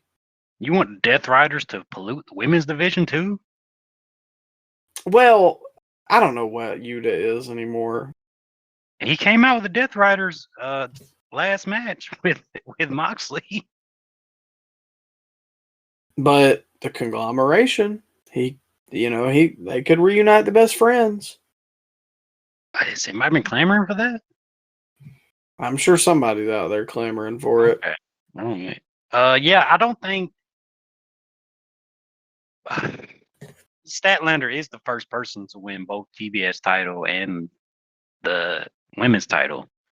So she's the first one to achieve that stat, but I don't think that she was the right person for this big win against Tony Storm. Bro, imagine if Willow would have beat Tony Storm in a one-on-one match. That could have went over huge and made Willow a marquee star, or maybe Athena. Maybe she could have beat. Wouldn't that have helped Athena if she beat Tony Storm? That probably could have validated her 1,000-day reign as the ROH Women's Champion. Or what was that girl they brought in and they put her with Penelope Ford? Megan Bain. There you go, Megan Bain. Couldn't you have done this with Megan Bain? Yeah. No, I Where's agree. she? Like, it's not a knock to Statlander per se, but it's just, I Blue feel like, pin in a 4-way, not built up, yeah, and it's somebody that's not really as over as they once were. yeah. And speaking of Willow, man, they have just killed her. Absolutely killed her. And it makes me mad because she's actually very, very good. Well, she's in the conglomeration with Harley Cameron. Well, they can conglomerate to themselves. A quick hitter for this tag team match because I don't even know if you watched it, but it was everything. I watched it. Come on. Well, you said you don't I like multi-man matches. Well, when it was serious business on the screen, I perked up. This was serious business to you? I love that 4-way ladder match, pal. Yeah. Well, for the AEW tag team titles, Young Bucks versus Jet Speed versus Brodito versus the Don Callis family. I don't really have a whole lot here about the actual match, so I'm just going to say this one piece and then I'll let you have it in terms of the match. Speedball almost pulled a Kevin Ware trying to do his... Oh, come on. Come on. Stop. That traumatized me as a kid, man. I watched that live. Did you see this when he tried to do this moonsault stomp onto Hechicero? Oh, I seen it. It took forever to set up, too. And he missed him. And Hechicero didn't sell it. Hechicero went down with old Speedball and started talking to Speedball. And after he confirmed that Speedball was okay or that it wasn't that bad, then he started to sell. Did you catch that? I did. Yeah. That's where the best wrestle. It's just interesting. That's all I'll say. You know, completely avoidable spot, by the way. Almost snapped your leg. Can you believe the Hurt Syndicate don't want to work with this guy? Well, I don't know. Apparently that's not all true. But, I mean, can you believe that the Hurt Syndicate don't want to work with all these guys? That's a fair point. But were you blown away by did you see anything that you've never seen before in a ladder match? I thought it was pretty funny how Ryan Danielson kept on just reminding guys, hey, the title's behind you. Get the title. Like throughout the whole match, he kept on trying to remind teams that you're supposed to be reaching for the title here, pal, not diving off when there's nobody in plain sight. Like there was like 2 or 3 times in this match, Mike. There's nobody on a ladder, and a guy on the ladder looks around, plays to the crowd, taunts, and then does a cool little move off the ladder. Oh yeah. It's real graps. Are you enjoying the show? Well, you know what? How about that aftermath? Oh God. Oh God. The reunion. The long-awaited reunion. This had people in tears, Micah, if you believe the IWC. When that music hit, and Jungle Jack Perry and Killswitch, no longer Killswitch, he is now Luchasaurus. And then the infamous, what's the name of that song? Tarzan boy. Tarzan. Yeah, okay, well, there you go. That started playing, and then the crowd started singing along and doing the little whoa, whoa, whoa, whoa, whoa, whoa. I don't know. But you had people moved to tears, Micah. Can you believe that? You took a guy, a main event guy, like Jack Perry. You made him a made man. And then 6 years later, he's in the same spot that he started out. I think that's the funniest part about it. Like, that he's in the same spot, except now he has a beard. Yeah, I mean, he is exactly as before the heel turn. And honestly, I welcome it because I think he's better suited as a tag guy than he ever was as proposed main eventer. Yeah, but the knockoff Raven type character he was trying to play. Yeah, with no charisma. That, that was never his strong point in this jungle gimmick. But yeah, I don't know. I thought it was really funny to watch a lot of the fans' reactions because the real Graps enjoyers were literally like jumping up and down in excitement over this. Yeah. They like to sing. Again, I support this move. I think it's the best case scenario for these two, and I do think that they add to the tag division. I liked them when I started watching AEW years ago, but it's just funny that 4 years later, same spot. We were gaslit 2 years ago when all the Punk situation happened, and he being Jack Perry was in like the New Japan show in Chicago, and then he got booed out of the building, and all the basement dwellers were saying, "Oh, he's a made man now. He's the most over heel in the business. CM Punk, he'll never get hired with WWE. He's just gonna fade away into obscurity." And now we got 2 years later. Did you think it was ridiculous that the promo package they played before Luchasaurus came? Oh yeah. How ridiculous was that? In the middle of him getting beat up. So he planned to get beat up so he could run this vignette. And then it's like it was like Frankenstein, like injecting him with needles that he got from Swerve. No, hey, there you go. Man, what's happening in that AEW locker room? Well, not only that, but how about got Kingston on that table? Hey, they look like Wardlow was on that table. They might have got the syringes from him. Ooh. We're having too much fun, man. This show wasn't worth this much fun. Well, anyways, where was I going with this now? I've got too focused. I got too focused on the needles. Frankenstein, you were talking about. Yes. Okay. So, anyways, it's getting late here, ladies and gentlemen. After watching 9 hours of wrestling, forgive me. I lost it again because I tried to ask for sympathy. It's just Killswitch came back at Forbidden Door. So why did they even bring him back to then run this angle a month later? And where was Mother Wayne and the other jabronis? Where were they? Kip Sabian and I don't know. And other Wayne, they weren't anywhere around. Yeah, I think this was probably one of my most successful hate watches of all time. Welcome back, Jungle Jack. The last episode I titled "Thank You, Jack Perry" as well. So should I title? I think welcome back, Jack. Yeah, welcome back, Jungle Boy. I think that ties it all together. Oh, well, like you said, we're having too much fun. Main event time for the men's world championship, Ryan. You better get it right, pal. Yeah. Dude, all right, hold on. I got a separate think piece.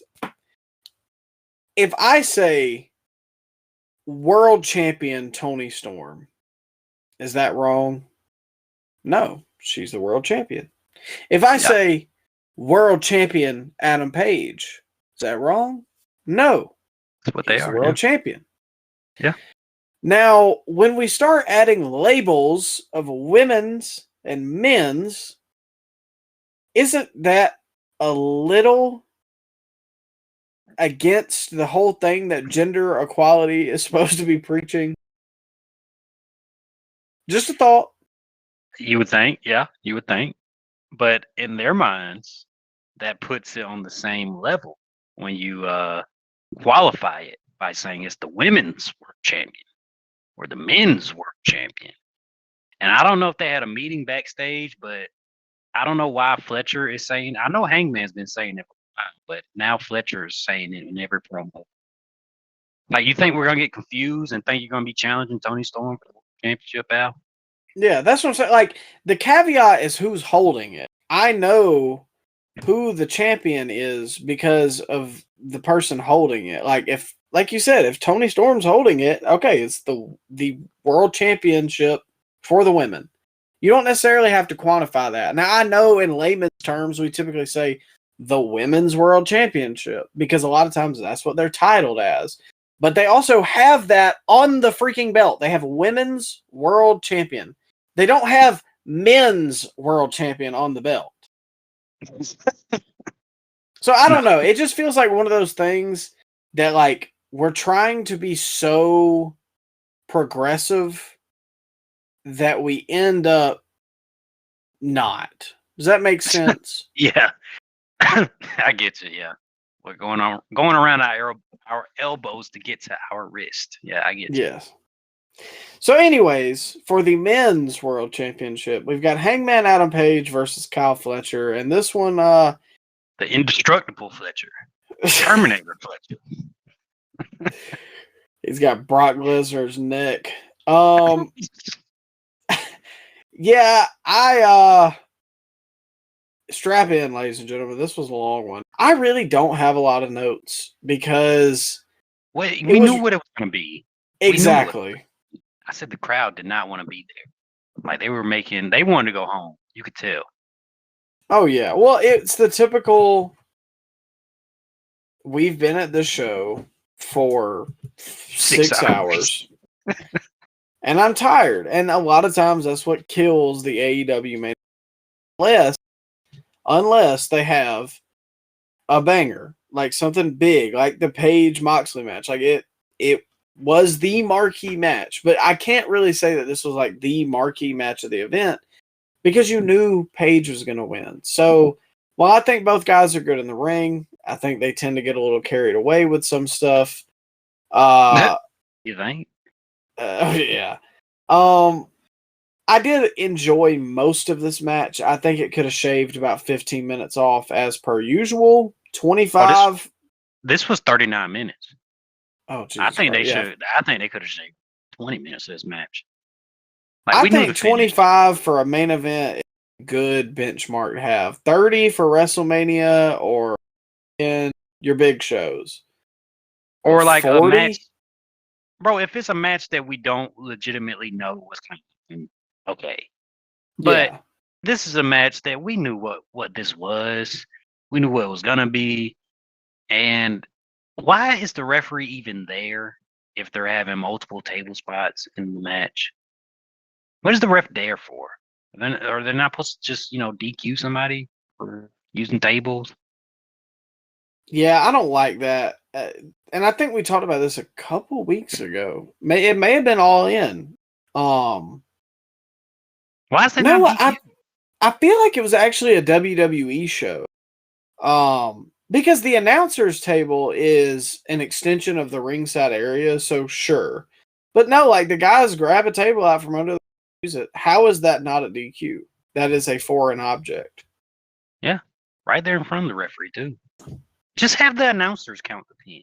If your referees can't do that, they're supposed to call the matches, count the pins, call for DQs, count on countouts. I don't think they count anymore. Do they count? If they do, they don't make an emphasis to do it for the camera half the time. There you go.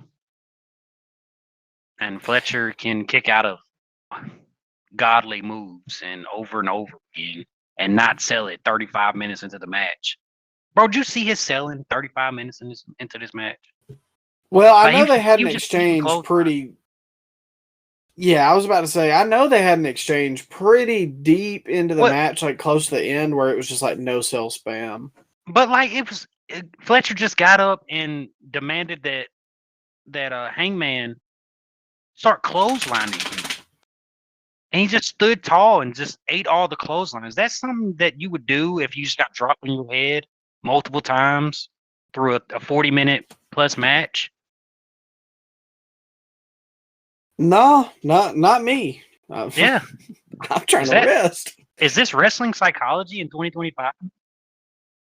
Sadly, I think so. After getting dropped on your head through a table on Well, that's the thing concrete. too. There's no part of the body that's valuable anymore. Except, I mean, unless you get like low blow. I mean, you can get dropped on your head. You can, I mean, do anything. Like it just, and you see it. It's more prevalent in AEW, but I won't say it's exclusive. Because there's some egregious stuff that happens on WWE TV. And again, I get it. People are going to say, well, you know it's fake, so why not just enjoy the athletics? Yes, but you don't have to tell me that it's fake when you get freaking crumbled on your neck for the third time and you still are kicking out. Like, again, we had a tombstone pile driver on the outside of the ring. Kick out. Had the what's it called? The dead eye through the table on the concrete. Kick out. Yeah. And then, too, with the tombstone and all this other stuff, like the commentators are trying to sell it to you that it's this big move that's like devastating and can take years off a career. And then the guy's up 30 seconds later. You know And the what I crowd mean? doesn't care. The crowd doesn't care at all. They go Yeah, ooh no. for like 2 seconds and then they're just back sitting on their hands. Why would you? You could see somebody get freaking skinned alive after watching something for 6 hours, and you'd probably be like, oh, well, that's interesting. Just business as usual. Yeah. Oh, I and mean, it's really funny because it's not funny because I hope nothing bad does happen. I hope nothing bad happens to Fletcher. But when the guy's being compared to Will Ospreay and people say that he has a similar style to Will Ospreay, and Will Ospreay is getting neck surgery in his early 30s already. So I don't know if that's somebody you should be. I don't know if you should be patterning your game after somebody like Will Ospreay. I mean, I think it goes. I agree with you, and I think it goes to that new gen because Osprey.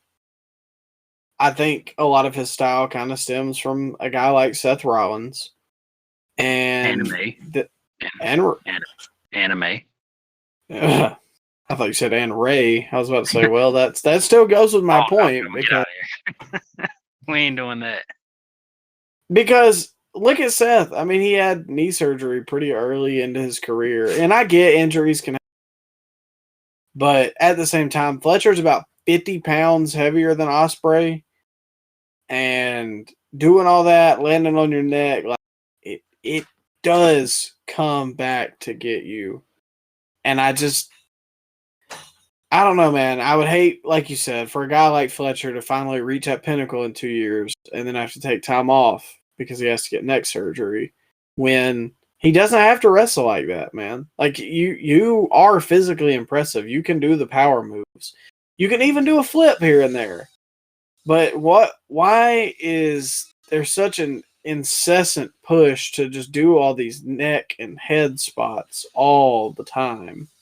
Is dumb wrestlers appealing to dumb fans and a dumb promotion. That's what it is. Well, that was AEW All Out. They ended Hangman on Adam Page returns. He returned. Returns. He's back. It's been a while. We still got Wrestlepalooza to talk about.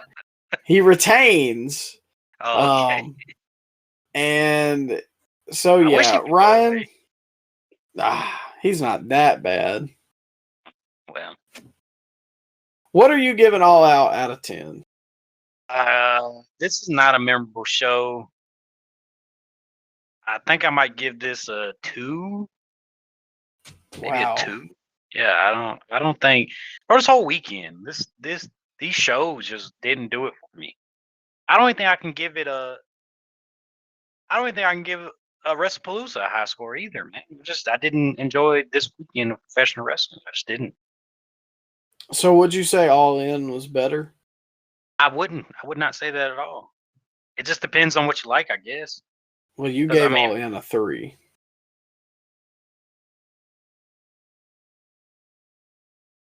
guess All In was better then. I don't know. I don't remember. What was on that card? You said the best match was Mercedes Moné versus Tony Storm. Okay. Yeah. Well, yeah. It was bro, this is just a forgetful show. Like, Yeah, I'm not gonna go back and watch any of this. I agree. It was pretty. There's not a whole lot memorable, and I felt like some storylines advanced, and then some just kind of stayed in place. And there was no match that I was just like, "Wow, this is great," or the culmination of this excellent story. I think it is probably AEW's worst pay-per-view since early this year with like Dynasty. That was pretty rough. I'll give it a 6, maybe 5.5.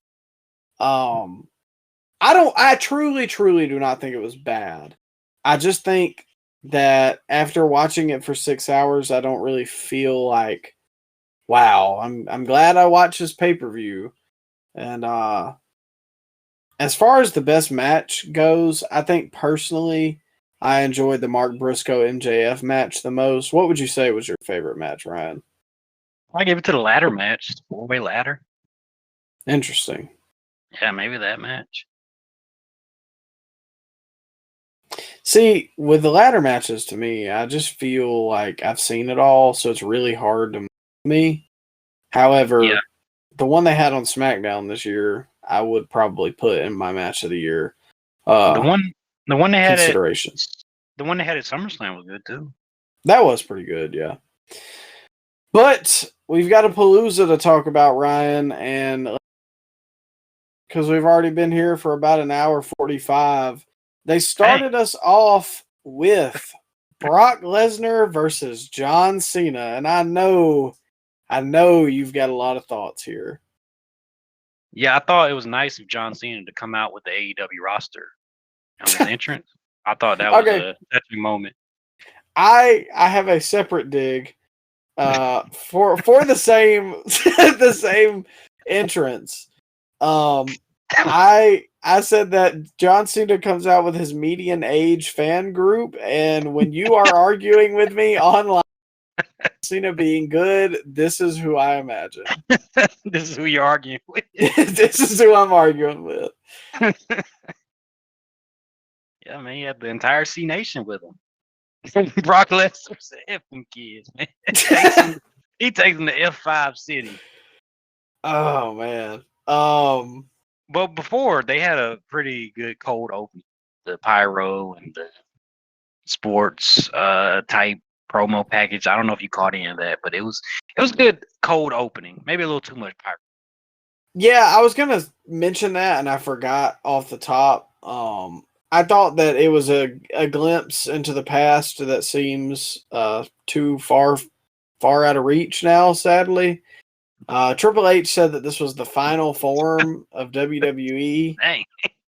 It's too far out of reach. It can't be reached again. All you need is one really hot angle. I don't think it's because I don't seen some bad creative throughout the years, and I don't think they're. I mean, just one hot angle, and you can get this back on track. I'm not even talking about the. I don't even mean necessarily like the popularity or whatever, but like I don't know, man. It just used to have this like grit feeling to it. Like it was just. Oh, okay, yeah, that's never coming back then. Yeah, that's what like everything feels so corporate and polished. Oh yeah, it's always gonna be. Yeah, that's here to stay. And that's I think like even when they had the big stage like the early 2000s Raw and the Fist SmackDown, like those are big stages. It was extravagant, but it's still I don't know, man. I don't want to use the term underground because it was mainstream. But do you understand what I mean? Like, there's something in that era that's just missing now. Yeah, but it's way too big now. That just, I don't know, man. It makes me sad. But anyways, Triple H said this is the final form of WWE, which I thought was hilarious because this is like if you said that Michael Jordan on the Wizards was his final form. What's that song they always play? You light my fire. Oh, man, come on, not the washed up music, not the Paul George anthem. Paul George anthem's out for this one, ladies and gentlemen. Brock Lesnar versus John Cena, though. Yeah, Uh, a lot of people you know- mad about this one. I think they have good reason. I think at close to 50, Brock is still a freak of nature to look at, to watch. Heyman came out to introduce Brock, which I thought was a nice touch. I did not catch their segment on SmackDown, but you kind of filled me in earlier. Yeah, they're telling a story here with that. Yeah. And as far as the early match went, I thought Cena was doing good with the mind games with the piss colored t-shirt for Brock. Is that what it was? That, I mean, Okay. hey man, it was smart thinking if you ask me. They also had a sicko sneak in the crowd, holding up that sign. He shouldn't be here, and we all know why. You see that sign in the crowd? I did not. The ominous, we all know why. Yeah, except you paid $3,000 for that seat, buddy. You pay her to see him though. Join the show. Who's the real cornball? Um, this match was actually insane. Like, to watch this, I watched this twice. The first time I couldn't believe it. The second time I just had to laugh. And not even because I'm just like this staunch Cena fan. Y'all all know here on the pod. I'm not a big Cena fan. But Cena got 7 moves of offense in this match. That was it. As he should have. In his retirement run. Oh man, how can you have a guy that's retiring not beat a guy that's going to be around for the next 2 years? Yeah, I mean that's usually how wrestling works. I don't know what the people online thought this was going to be. Cena could not beat Brock Lesnar in his prime. Super Cena. Yet people thought that John Cena was going to walk in here and beat Brock Lesnar after he's been off for 2 years. People thought that was going to happen. And the whole story of the match, Mike, it was Cena saying, can I beat Brock Lesnar? I don't know. But will I try to beat Brock Lesnar? Yeah. Like, I mean, that was built up in the match, bro. He wasn't saying that he was going in there to give Brock the fight of his life, man. He just, Brock was the favorite throughout this whole endeavor.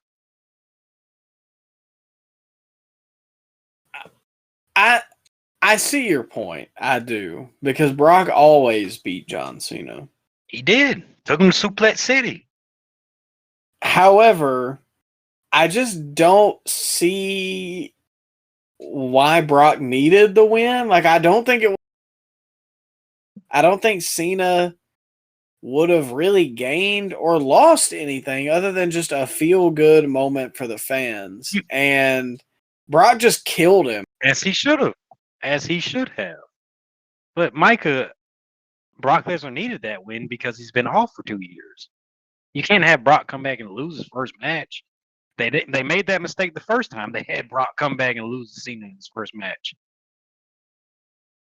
But he beat I'm sorry, I can't sit here and say that Brock still needs it when he beat the streak. When he's like, because that's the same argument they used then. That was 11 years ago. But Brock's a made man. And when you've been off for 2 years, you need a win, a big marquee win. Okay, when are we seeing Brock again, though?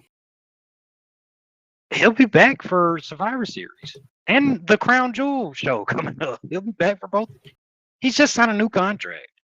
Brock is not Roman Reigns. He'll be here a lot. He'll be wrestling, I'm sure, more than Roman Reigns in the next calendar year. So having Brock Lesnar beat John Cena is what kind of needed to happen. They needed a big marquee matchup for this first show on ESPN. Your 2 biggest names are what? Lesnar, John Cena. Put them together. Well, how are we going to book it? I don't know if I would have went with the finisher spam, but let's look back at what John Cena's last year has really been. You can't tell me that John Cena ain't been relying on finisher spam. Well, you know what? Not even just this year, but throughout his whole career. You remember when he had that match with Rock at the Twice in a Lifetime Oh, that's WrestleMania 21? big finisher Finisher spam. spam, yeah. So Cena's been guilty of this for a long time. Let's just not. We're not gonna put this all on Brock because if anything, I think Brock looked like $1,000,000 in there and actually looked like he could move. Meanwhile, Cena, he looked like, man, Tanahashi in there. He just didn't look like he could move. You get what I'm saying, Micah? No, I do. I don't know. The feeling that it gave me was the same feeling that like Brock gives me or gave me when he beat Taker, which was like I don't really think that Brock needed it. And okay, well, what would you have done differently? You got the pin. I think the match was fine. I just would have had Cena go. Okay, so Cena beats Lesnar, and then when Lesnar loses to Gunther, it doesn't mean as much. Or when Lesnar gets beat by, I don't know, Braun Breaker, it doesn't mean as much. It does, though, because he's still Brock Lesnar. People know that name. But if he's taking pins to washed up John Cena, it's not going to mean as much when he actually does lose. So. I don't know. I think Cena should be looking up at the lights for the young guys, the Logan Pauls, the Braun Breakers, stuff like that. But, I mean, nobody complained when he beat Randy Orton. Nobody complained when he beat John Cena or CM Punk. But can we just address the backlash because the people online were saying, "Oh, John Cena wasted a date on Brock Lesnar." Like they wanted Carmelo Hayes in the spot or something like that. That bro, come on now. Let's be realistic here. No, Brock Lesnar is still a top money draw. He is, and I get why they did it because we talked about it. Like on paper, this pay-per-view right here was like close to a WrestleMania card. It was pretty loaded. And then turned to Saturday night's main event. Yeah. And I don't think this is a good. Also, my final thought: if you were gonna have this as the opener, Brock winning to open the show just put your worst foot forward to me. They could have put like the Punk match first. I don't know about that. I think Brock had to get in there and get him out of there. I think if you put it on any later, it probably could have did some damage to that crowd. Well, I think the crowd was damaged after this, regardless. I think the main event should have been a mixed tag match. I agree with that.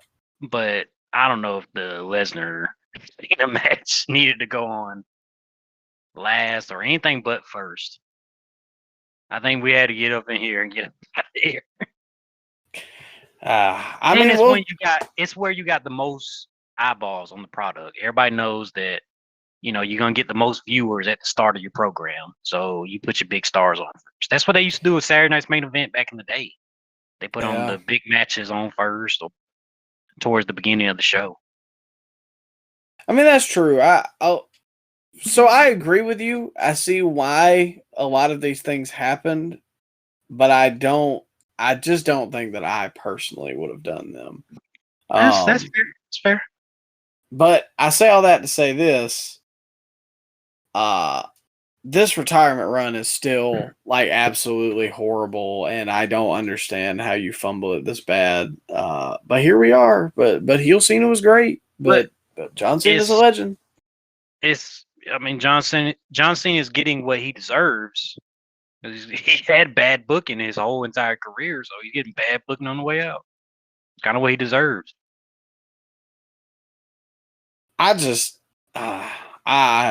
I cannot understand how it has been this bad, and it's honestly just tainted Cena for me. Like the further we get into this run, the less that I'm like looking at him for all-time conversations. I don't think he should have been in those conversations at all, but I mean, you know, we are not the Cena supporter podcast here, if you can't tell. Yeah. But we'll move on. A couple quick hitters. The Usos versus the Brawns. Ron Braun. I thought the Usos entrance was electric. It was crazy, all the lights going and everything. It was a packed house in there, and they were rocking with the Usos as they always do. However, their gear is all-time bad here. Disgusting color choice. Yeah, what was that? Like green and orange or something like that? I don't know. And it was like chicken crap green, not even like I think it was like green and brown or something. yeah. And I don't like those tops that they have either. Just wear the t-shirt, man. The Usos have the weirdest gear out of everybody. They do. Jay on Monday had a tank top and joggers with tucked in socks into his joggers. Like, it was a weird look. Will Ospreay. Yeah, there he came out looking like Ospreay. Yeah, something about that top, man. Like, I've hated it when Jimmy has worn it this whole time, but Jay didn't really make it look any better. And then the color combination is weird too. So they should bring back the swimming trunks. Yeah, I'd be fine with it for a little bit. There you go. Yeah, just black swimming trunks. Can't have that. I mean, or just black tights. Isn't that what they used to have? I thought Or they cargo had the shorts. Maybe I'm thinking of the swimming trunks. Yeah, they had the swimming trunks and the face paint. And they came out doing the Haka? Samoan. Is that Yeah, what it's yeah, called? yeah, it was. Yeah. The only other thing I wanted to talk about was Jay somehow getting busted open here, and he was bleeding, which was not intentional. But Ryan, do you know how What it happened? happened? Yeah, Jay was using the steel chair, which, by the way, LA Knight was the special guest referee. He got appointed that role right before the match by Adam Pearce, and LA Knight just did his own thing and said, "You know what? F it. It's no DQ now," which I did enjoy that. I like that. I thought that was a pretty good story they were telling there. But Jay had a steel chair, and he threw the steel chair at Braun Breaker, which Braun Breaker was on the ring apron, and the No, he chair. threw it at Bronson. Okay, Bronson. The chair ricocheted off Bronson, and the leg of the chair clipped Jey Uso's like eye, and it cut him open, gave him like a boxer cut, and he Wait. started pouring. What? I correct me if I'm wrong. I believe he was bleeding before that. Because remember, right No. before that, he came down and hit Braun over the back with the chair, and he falls back into the ropes holding his forehead. Nah, he started gushing when he threw the chair at Bronson. Did the little like a Sabu chair toss type thing, and the chair ricocheted back into his face, the leg of the chair, and it cut him open. And he started. I mean, that's the whole rest of the match started falling apart after that. Like, you could hear the spots being called. You could weak looking spear into the tables. And yeah, it felt like everything fell apart at that point. And then the cherry on top, the table collapsed in on Jimmy while the pin was being counted. I thought that was pretty funny. Yeah. Did you catch that? I saw it because I thought it was funny that it was like and stay down, which made me laugh. It pinned him at the same time. But yeah, I don't know. It was a weird, like, busted open, just a weird spot because you don't ever see that unintentionally. And then he almost looked like he was concussed, like he didn't know where he was. So I mean, he wrestled on Monday. I assume he's okay, and I'm glad. But yeah, it was a weird set of circumstances because I didn't really know what happened. I tried to slow it down a couple times and see, where it happened, but Yeah, other than that, I thought it was a good win for the They have needed a good win, and I'm interested to see where the Jey Uso story continues. Yeah, like you said, they need the win, and it was okay.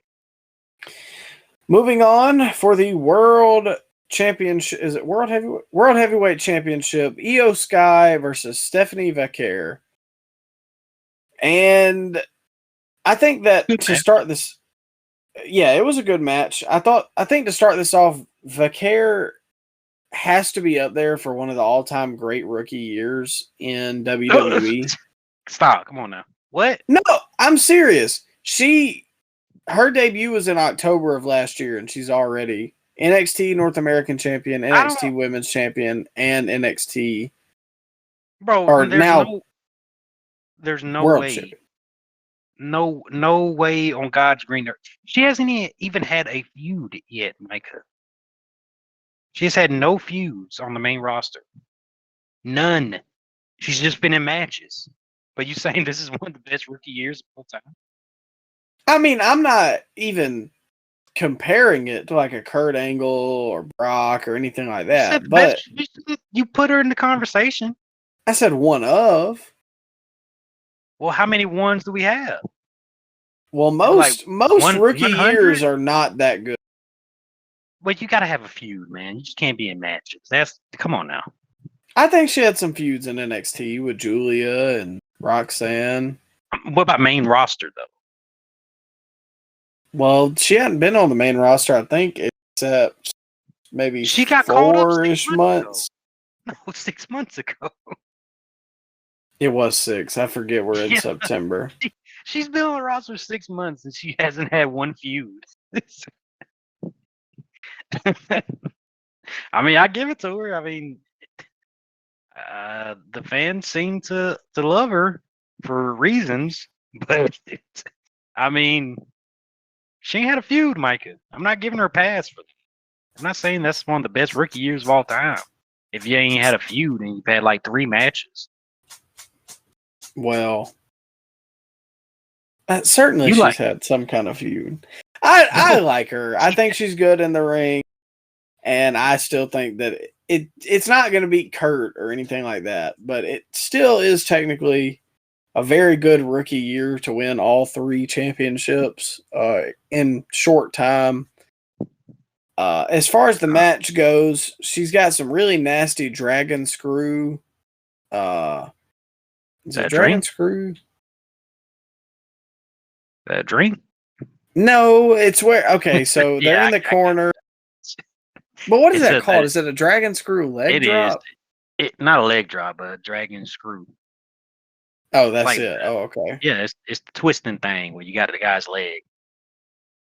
Yeah, she's got a pretty nasty one because a lot of times she drapes the other leg on the rope to do it, and then just I don't know the torque that she does it with. I don't know. It's very impressive. I remember Danielson used to have a really good dragon screw, which a lot of guys do it, and it don't come off as like that menacing, but some people are good at it. But a good match, good finish, lots of good wrestling, and I felt like the women had the best match of the show, as per usual this year. And I think that a lot of that goes to the fact that they're just allowed to have good matches with no shenanigans that are under 20 minutes. It's like with the guys, they have to overcomplicate it. Yeah, that's a good point. It's probably the best match. I think it was. And I think the Evolution pay-per-view, like nothing crazy really happened. It was just pure wrestling. That was good. They treat the women like they treated the cruiserweights back in the 90s for WCW. Yeah, I think that's a good comparison. And that's why the cruiserweights got over. It was 15 minutes. Go have a good match. And you didn't have to be good at promos for the cruiserweight division, just like the ladies. You don't have to be a good promo. Yeah. And they'll feature you. Especially if you're good looking, they'll definitely feature you. Well, I have heard that sells. So, bro, there's no way you can. I mean, you can't justify having no feuds in the 6 months that you're on the main roster and then you get a world title shot, and then you win the world title. Well, to be fair, I don't think that she would have been a world champion this early if Naomi was still here. But I think that just really launched her into this spot because I don't feel like they could put it back on EO. That kind of feels like you're back at square one. They're building something with Asuka now. With it's looking like Asuka's gonna take the title off old Vacker, and then maybe we get a EO Asuka program going into Mania. I don't know how I feel about that, but that seems to be the direction they're going in. I could see it. I mean, I've seen a little, like a couple clips online of the. Do you think Rhea gets the title going into the Perth show beforehand? Probably not. I think it'd be too early. Maybe she gets the Intercontinental from Becky. Well, I feel like they're keeping that with AJ.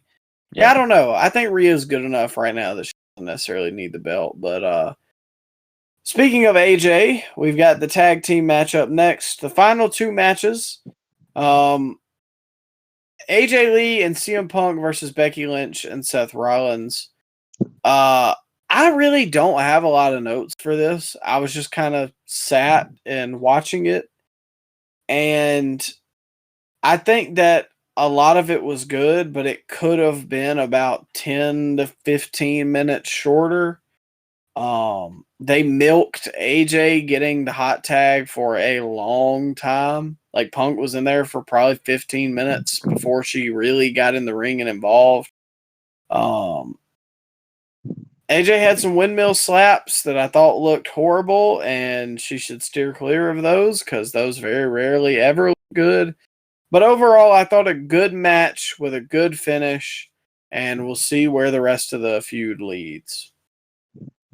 Yeah, I thought it was sports entertaining. I think I'm with you. They should have shaved off like 15 minutes, but because this went on for a while. This was like 29 minutes. Yeah. And by far the longest match on the show. By far. I hate to be this way, but does this kind of feel like one of Punk's worst matches since he's come back? Oh, yeah, of course. Of course. But I do think that it was still entertaining. I think it was entertaining, but I guess maybe I wanted to be blown away by it. Like, this was, after this match, I was like, yeah, this pay-per-view stinks. Like, oh, man. You buried it that much? It was pretty bad. I was already kind of like, care match. Okay, that was a good match. Maybe we're on the right foot for the back half of the show. And then this just, I don't know what I was expecting, but I just don't feel like it lived up to my personal expectations. Okay, well, let me counter argument this. What AJ Lee match during her run blew you out the water? Her and Paige had some good matches. That blew you away. They were good. That blew you away. And I'm not, don't pivot. I'm asking you a question. That blew you away. I think, I don't know, they blew me away, but nothing in 2014 WWE was blowing me away. Well, let's be realistic here. It was good for the time. Okay, well, I'm just saying. AJ Lee's best match was when she was special guest referee during a CM Punk Daniel Bryan match. So I don't know what people were expecting, but 5-star classic they should not have been expecting. I think you're just an AJ hater. I'm an AJ realist because I actually watched the show back then. I don't know what the heck you guys are doing. Well, I think earlier, hands in their pants. Was that going on? No, not me. What's going on? Okay. What about the other fanatics out there? The AJ Lee fanatics. the Tumblr girl fanatics, the Oh, millennial humor fanatics. I don't know bro, what's. she had a choke hold on the Tumblr girl. Oh yeah, I bet. Like it was bad. She personifies that though. Yeah, millennial humor too. Yeah. Well, is there anything you want to add about the match, or you kind of the same way that I do? A little underwhelming, maybe. I just think they should have shaved off about 15 minutes, and I think the table spot they hit was unique and very innovative. I don't know if you remember it, but thought that was okay and right outcome. I mean, it was a fine mixed tag match. I don't want to bear. I don't think this match was bad like you seem to think it was. No, I don't want it to come off that way. I don't think it was bad. I think I You just have a didn't. problem with any match going like over 25 minutes. Like if it's not a main event like WrestleMania, SummerSlam, like a big deal, I don't know, man. Okay, well, if you had to give a match 30 minutes on the card, what other match or do you want to go 30 minutes if not for this one? Let me see Brock versus Cena for 30 Oh, minutes. come on, get out of here. You want Brock to kill Cena? Let me see what happens when Bring they the get to tractor 30 back. minutes. Bring the tractor back out. Nah, I think you could have given Io and Vicaire 30 minutes, and I think I would have been a little more interested. No lie. Okay. I'm happy for you. Mm. But we had to get some main That was a eventers. that was a backhanded comment. Well, I'd rather give it to the main eventers. Sorry. Well, yeah, I don't know. I mean, I still got love for Punk and AJ, Seth. Get this bum out of here. But I thought it was a good match, really. It was pretty long. But we've got one last match to talk about, Ryan. The 3-star general himself, Cody Rhodes versus Drew McIntyre for the WWE Championship, the men's WWE Championship. It's so hard to be a McIntyre fan, man. Oh Because man, they had us again. We thought it was over. You remember way back at Clash, the first Clash they had, Roman Reigns versus Drew. We predicted back then, hey, this is Drew's time. And all the way 3 years later, we are still predicting, hey man, Drew's about to win the title. bro, I just never promise this time, trust. just never happens. Just pain, man, pain. And it sucks too because I think he is an excellent wrestler. He got Wrestler of the Year last year for me, without even needing a belt. And Cody is just so. I think he's a little stale right now. I don't think he works as well as being the long-term champion as he does as a somebody that chases the title. I don't think his role is supposed to be somebody that holds the title for 2 years because that's basically what he's about to do. He didn't hold it for 3 months during this year. I think he holds the title now until WrestleMania. So that's basically out of the last 2 years, he has only not held the title 3 months out of those 2 years. Yeah. And I don't think that helps the show. That's why SmackDown's in the state it's in. I think he's honestly just a lot like his dad. Like, sometimes it's not about being champion, chase. Yeah. And when you have a huge over baby face like that, I think one long title reign works. Like Hogan had a long title reign, Cena had a long title reign with it to begin. And then after that, once they get it, man, it doesn't hit the same. You're more interested to see them chasing somebody. And I think Drew was that guy. Even if nothing else, man, Drew could have held the belt for like 2 months. Hell, I'd take a couple weeks, man. I just wanted something different. Yeah. It seems like we're in a holding pattern. WWE. Like we're just holding out till Survivor Series. And then when we get to Survivor Series, we'll be like, hey, you held on this long. Can you hold off until the Royal Rumble? Yeah. And then we get to Rumble and be like, wait a minute. We're Are you already. sure you don't, you sure you don't want to hold on a little longer? We're already on the road to WrestleMania. Yeah, we're right here at WrestleMania, man. You might as well just. Yeah. don't get out the car yet. And enjoy the show. I think the Dean Withers joke has done irreparable damage to Cody. That was a deep cut when I seen that, man. That is the funniest thing I have ever seen. It's hilarious. I can't. His cadence was spot on too. I know, and he even says Cody in it. I don't know who he's talking to, but oh my god! And then Drew shared it. That was like the icing on the cake, man. I think I did a lot of damage to Cody's image, honestly, bro. I've told you time and time again. Like, he's got it down. Me. Yeah, to respect me, Cody. Oh, please, if you have not seen that clip, go find that.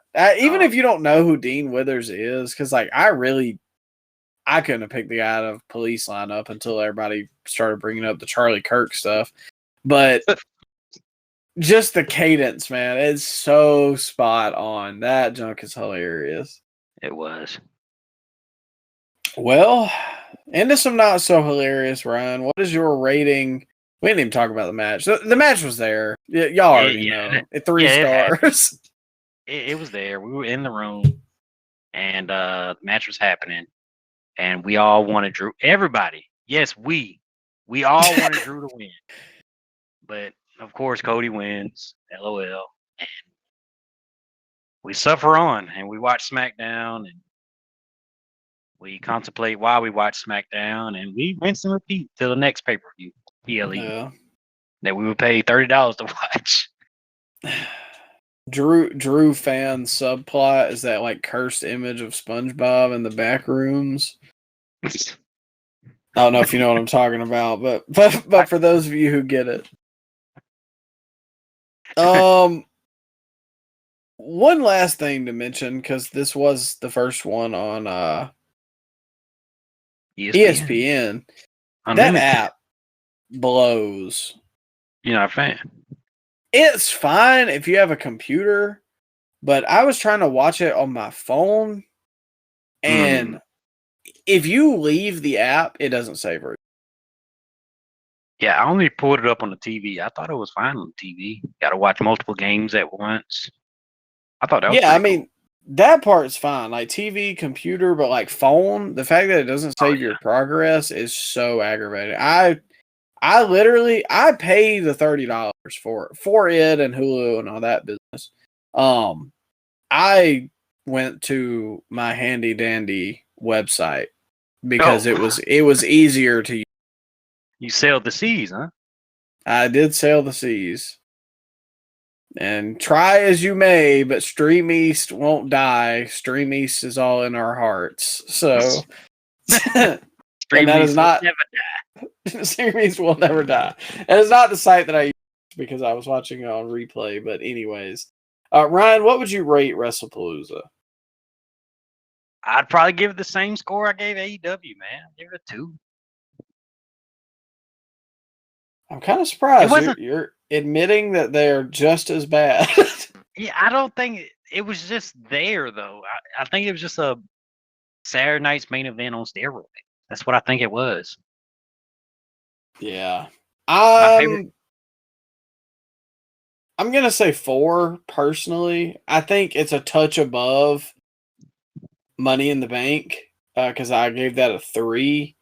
But I would put them very close to the same level. Just not interesting. And when I walk away from it, it didn't feel good. But what was your best match? Best match, Brock and Cena. I like that. Wow. As a long-time Cena hater, I find it therapeutic at this point when Lesnar takes the SOB to Suplex City. And you know what? I hope they face off one more time so we get to see it one more time. and I get to see Cena fans complain about it online. Oh, And, I forgot to mention the best part about that whole thing was Brock making that kid cry because Cena lost. Oh, Dude, that was perfect. he made 2 kids cry. That was so great, man. That did my heart good. Imagine being the father next to the kid. You spent $1,500 and your kid's bawling his eyes out, saying that he wants to leave now because Cena lost. That's perfect. For me, I'm gonna say Io and Stephanie. I thought it was very good. And I'm glad you liked it. It was a crowning achievement. Okay, you like the moves, huh? Well, you know me. They didn't drop each other on their neck for me, so I like the hype moments and aura, so I gotta give it. There you go. Did you like the entrances? Do you enjoy the show? Oh, yeah. I love the ads too. There we go. Travel vlog. You like the skyscrapers? Did you know we're breaking records? I heard from a couple people, shareholders doing very well. Oh yeah, that's what matters. Oh yeah, Ari Emanuel. I think he just bought a new yacht. I think he's doing very, very well for himself. Doesn't that feel good? He did that with your money. Oh yeah, you paid for the ESPN deal. Well, Micah, what about the $4 billion? You gotta support them. What are they gonna do, man? Money's not the key to happiness, guys. Trust me. We hope you enjoyed the show, ladies and gentlemen. I will be back next week. My brain is fried, and I think I might want to be dropped on my neck. Roll Tide over the weekend. Take care of yourself. Don't watch any wrestling, and have a good one.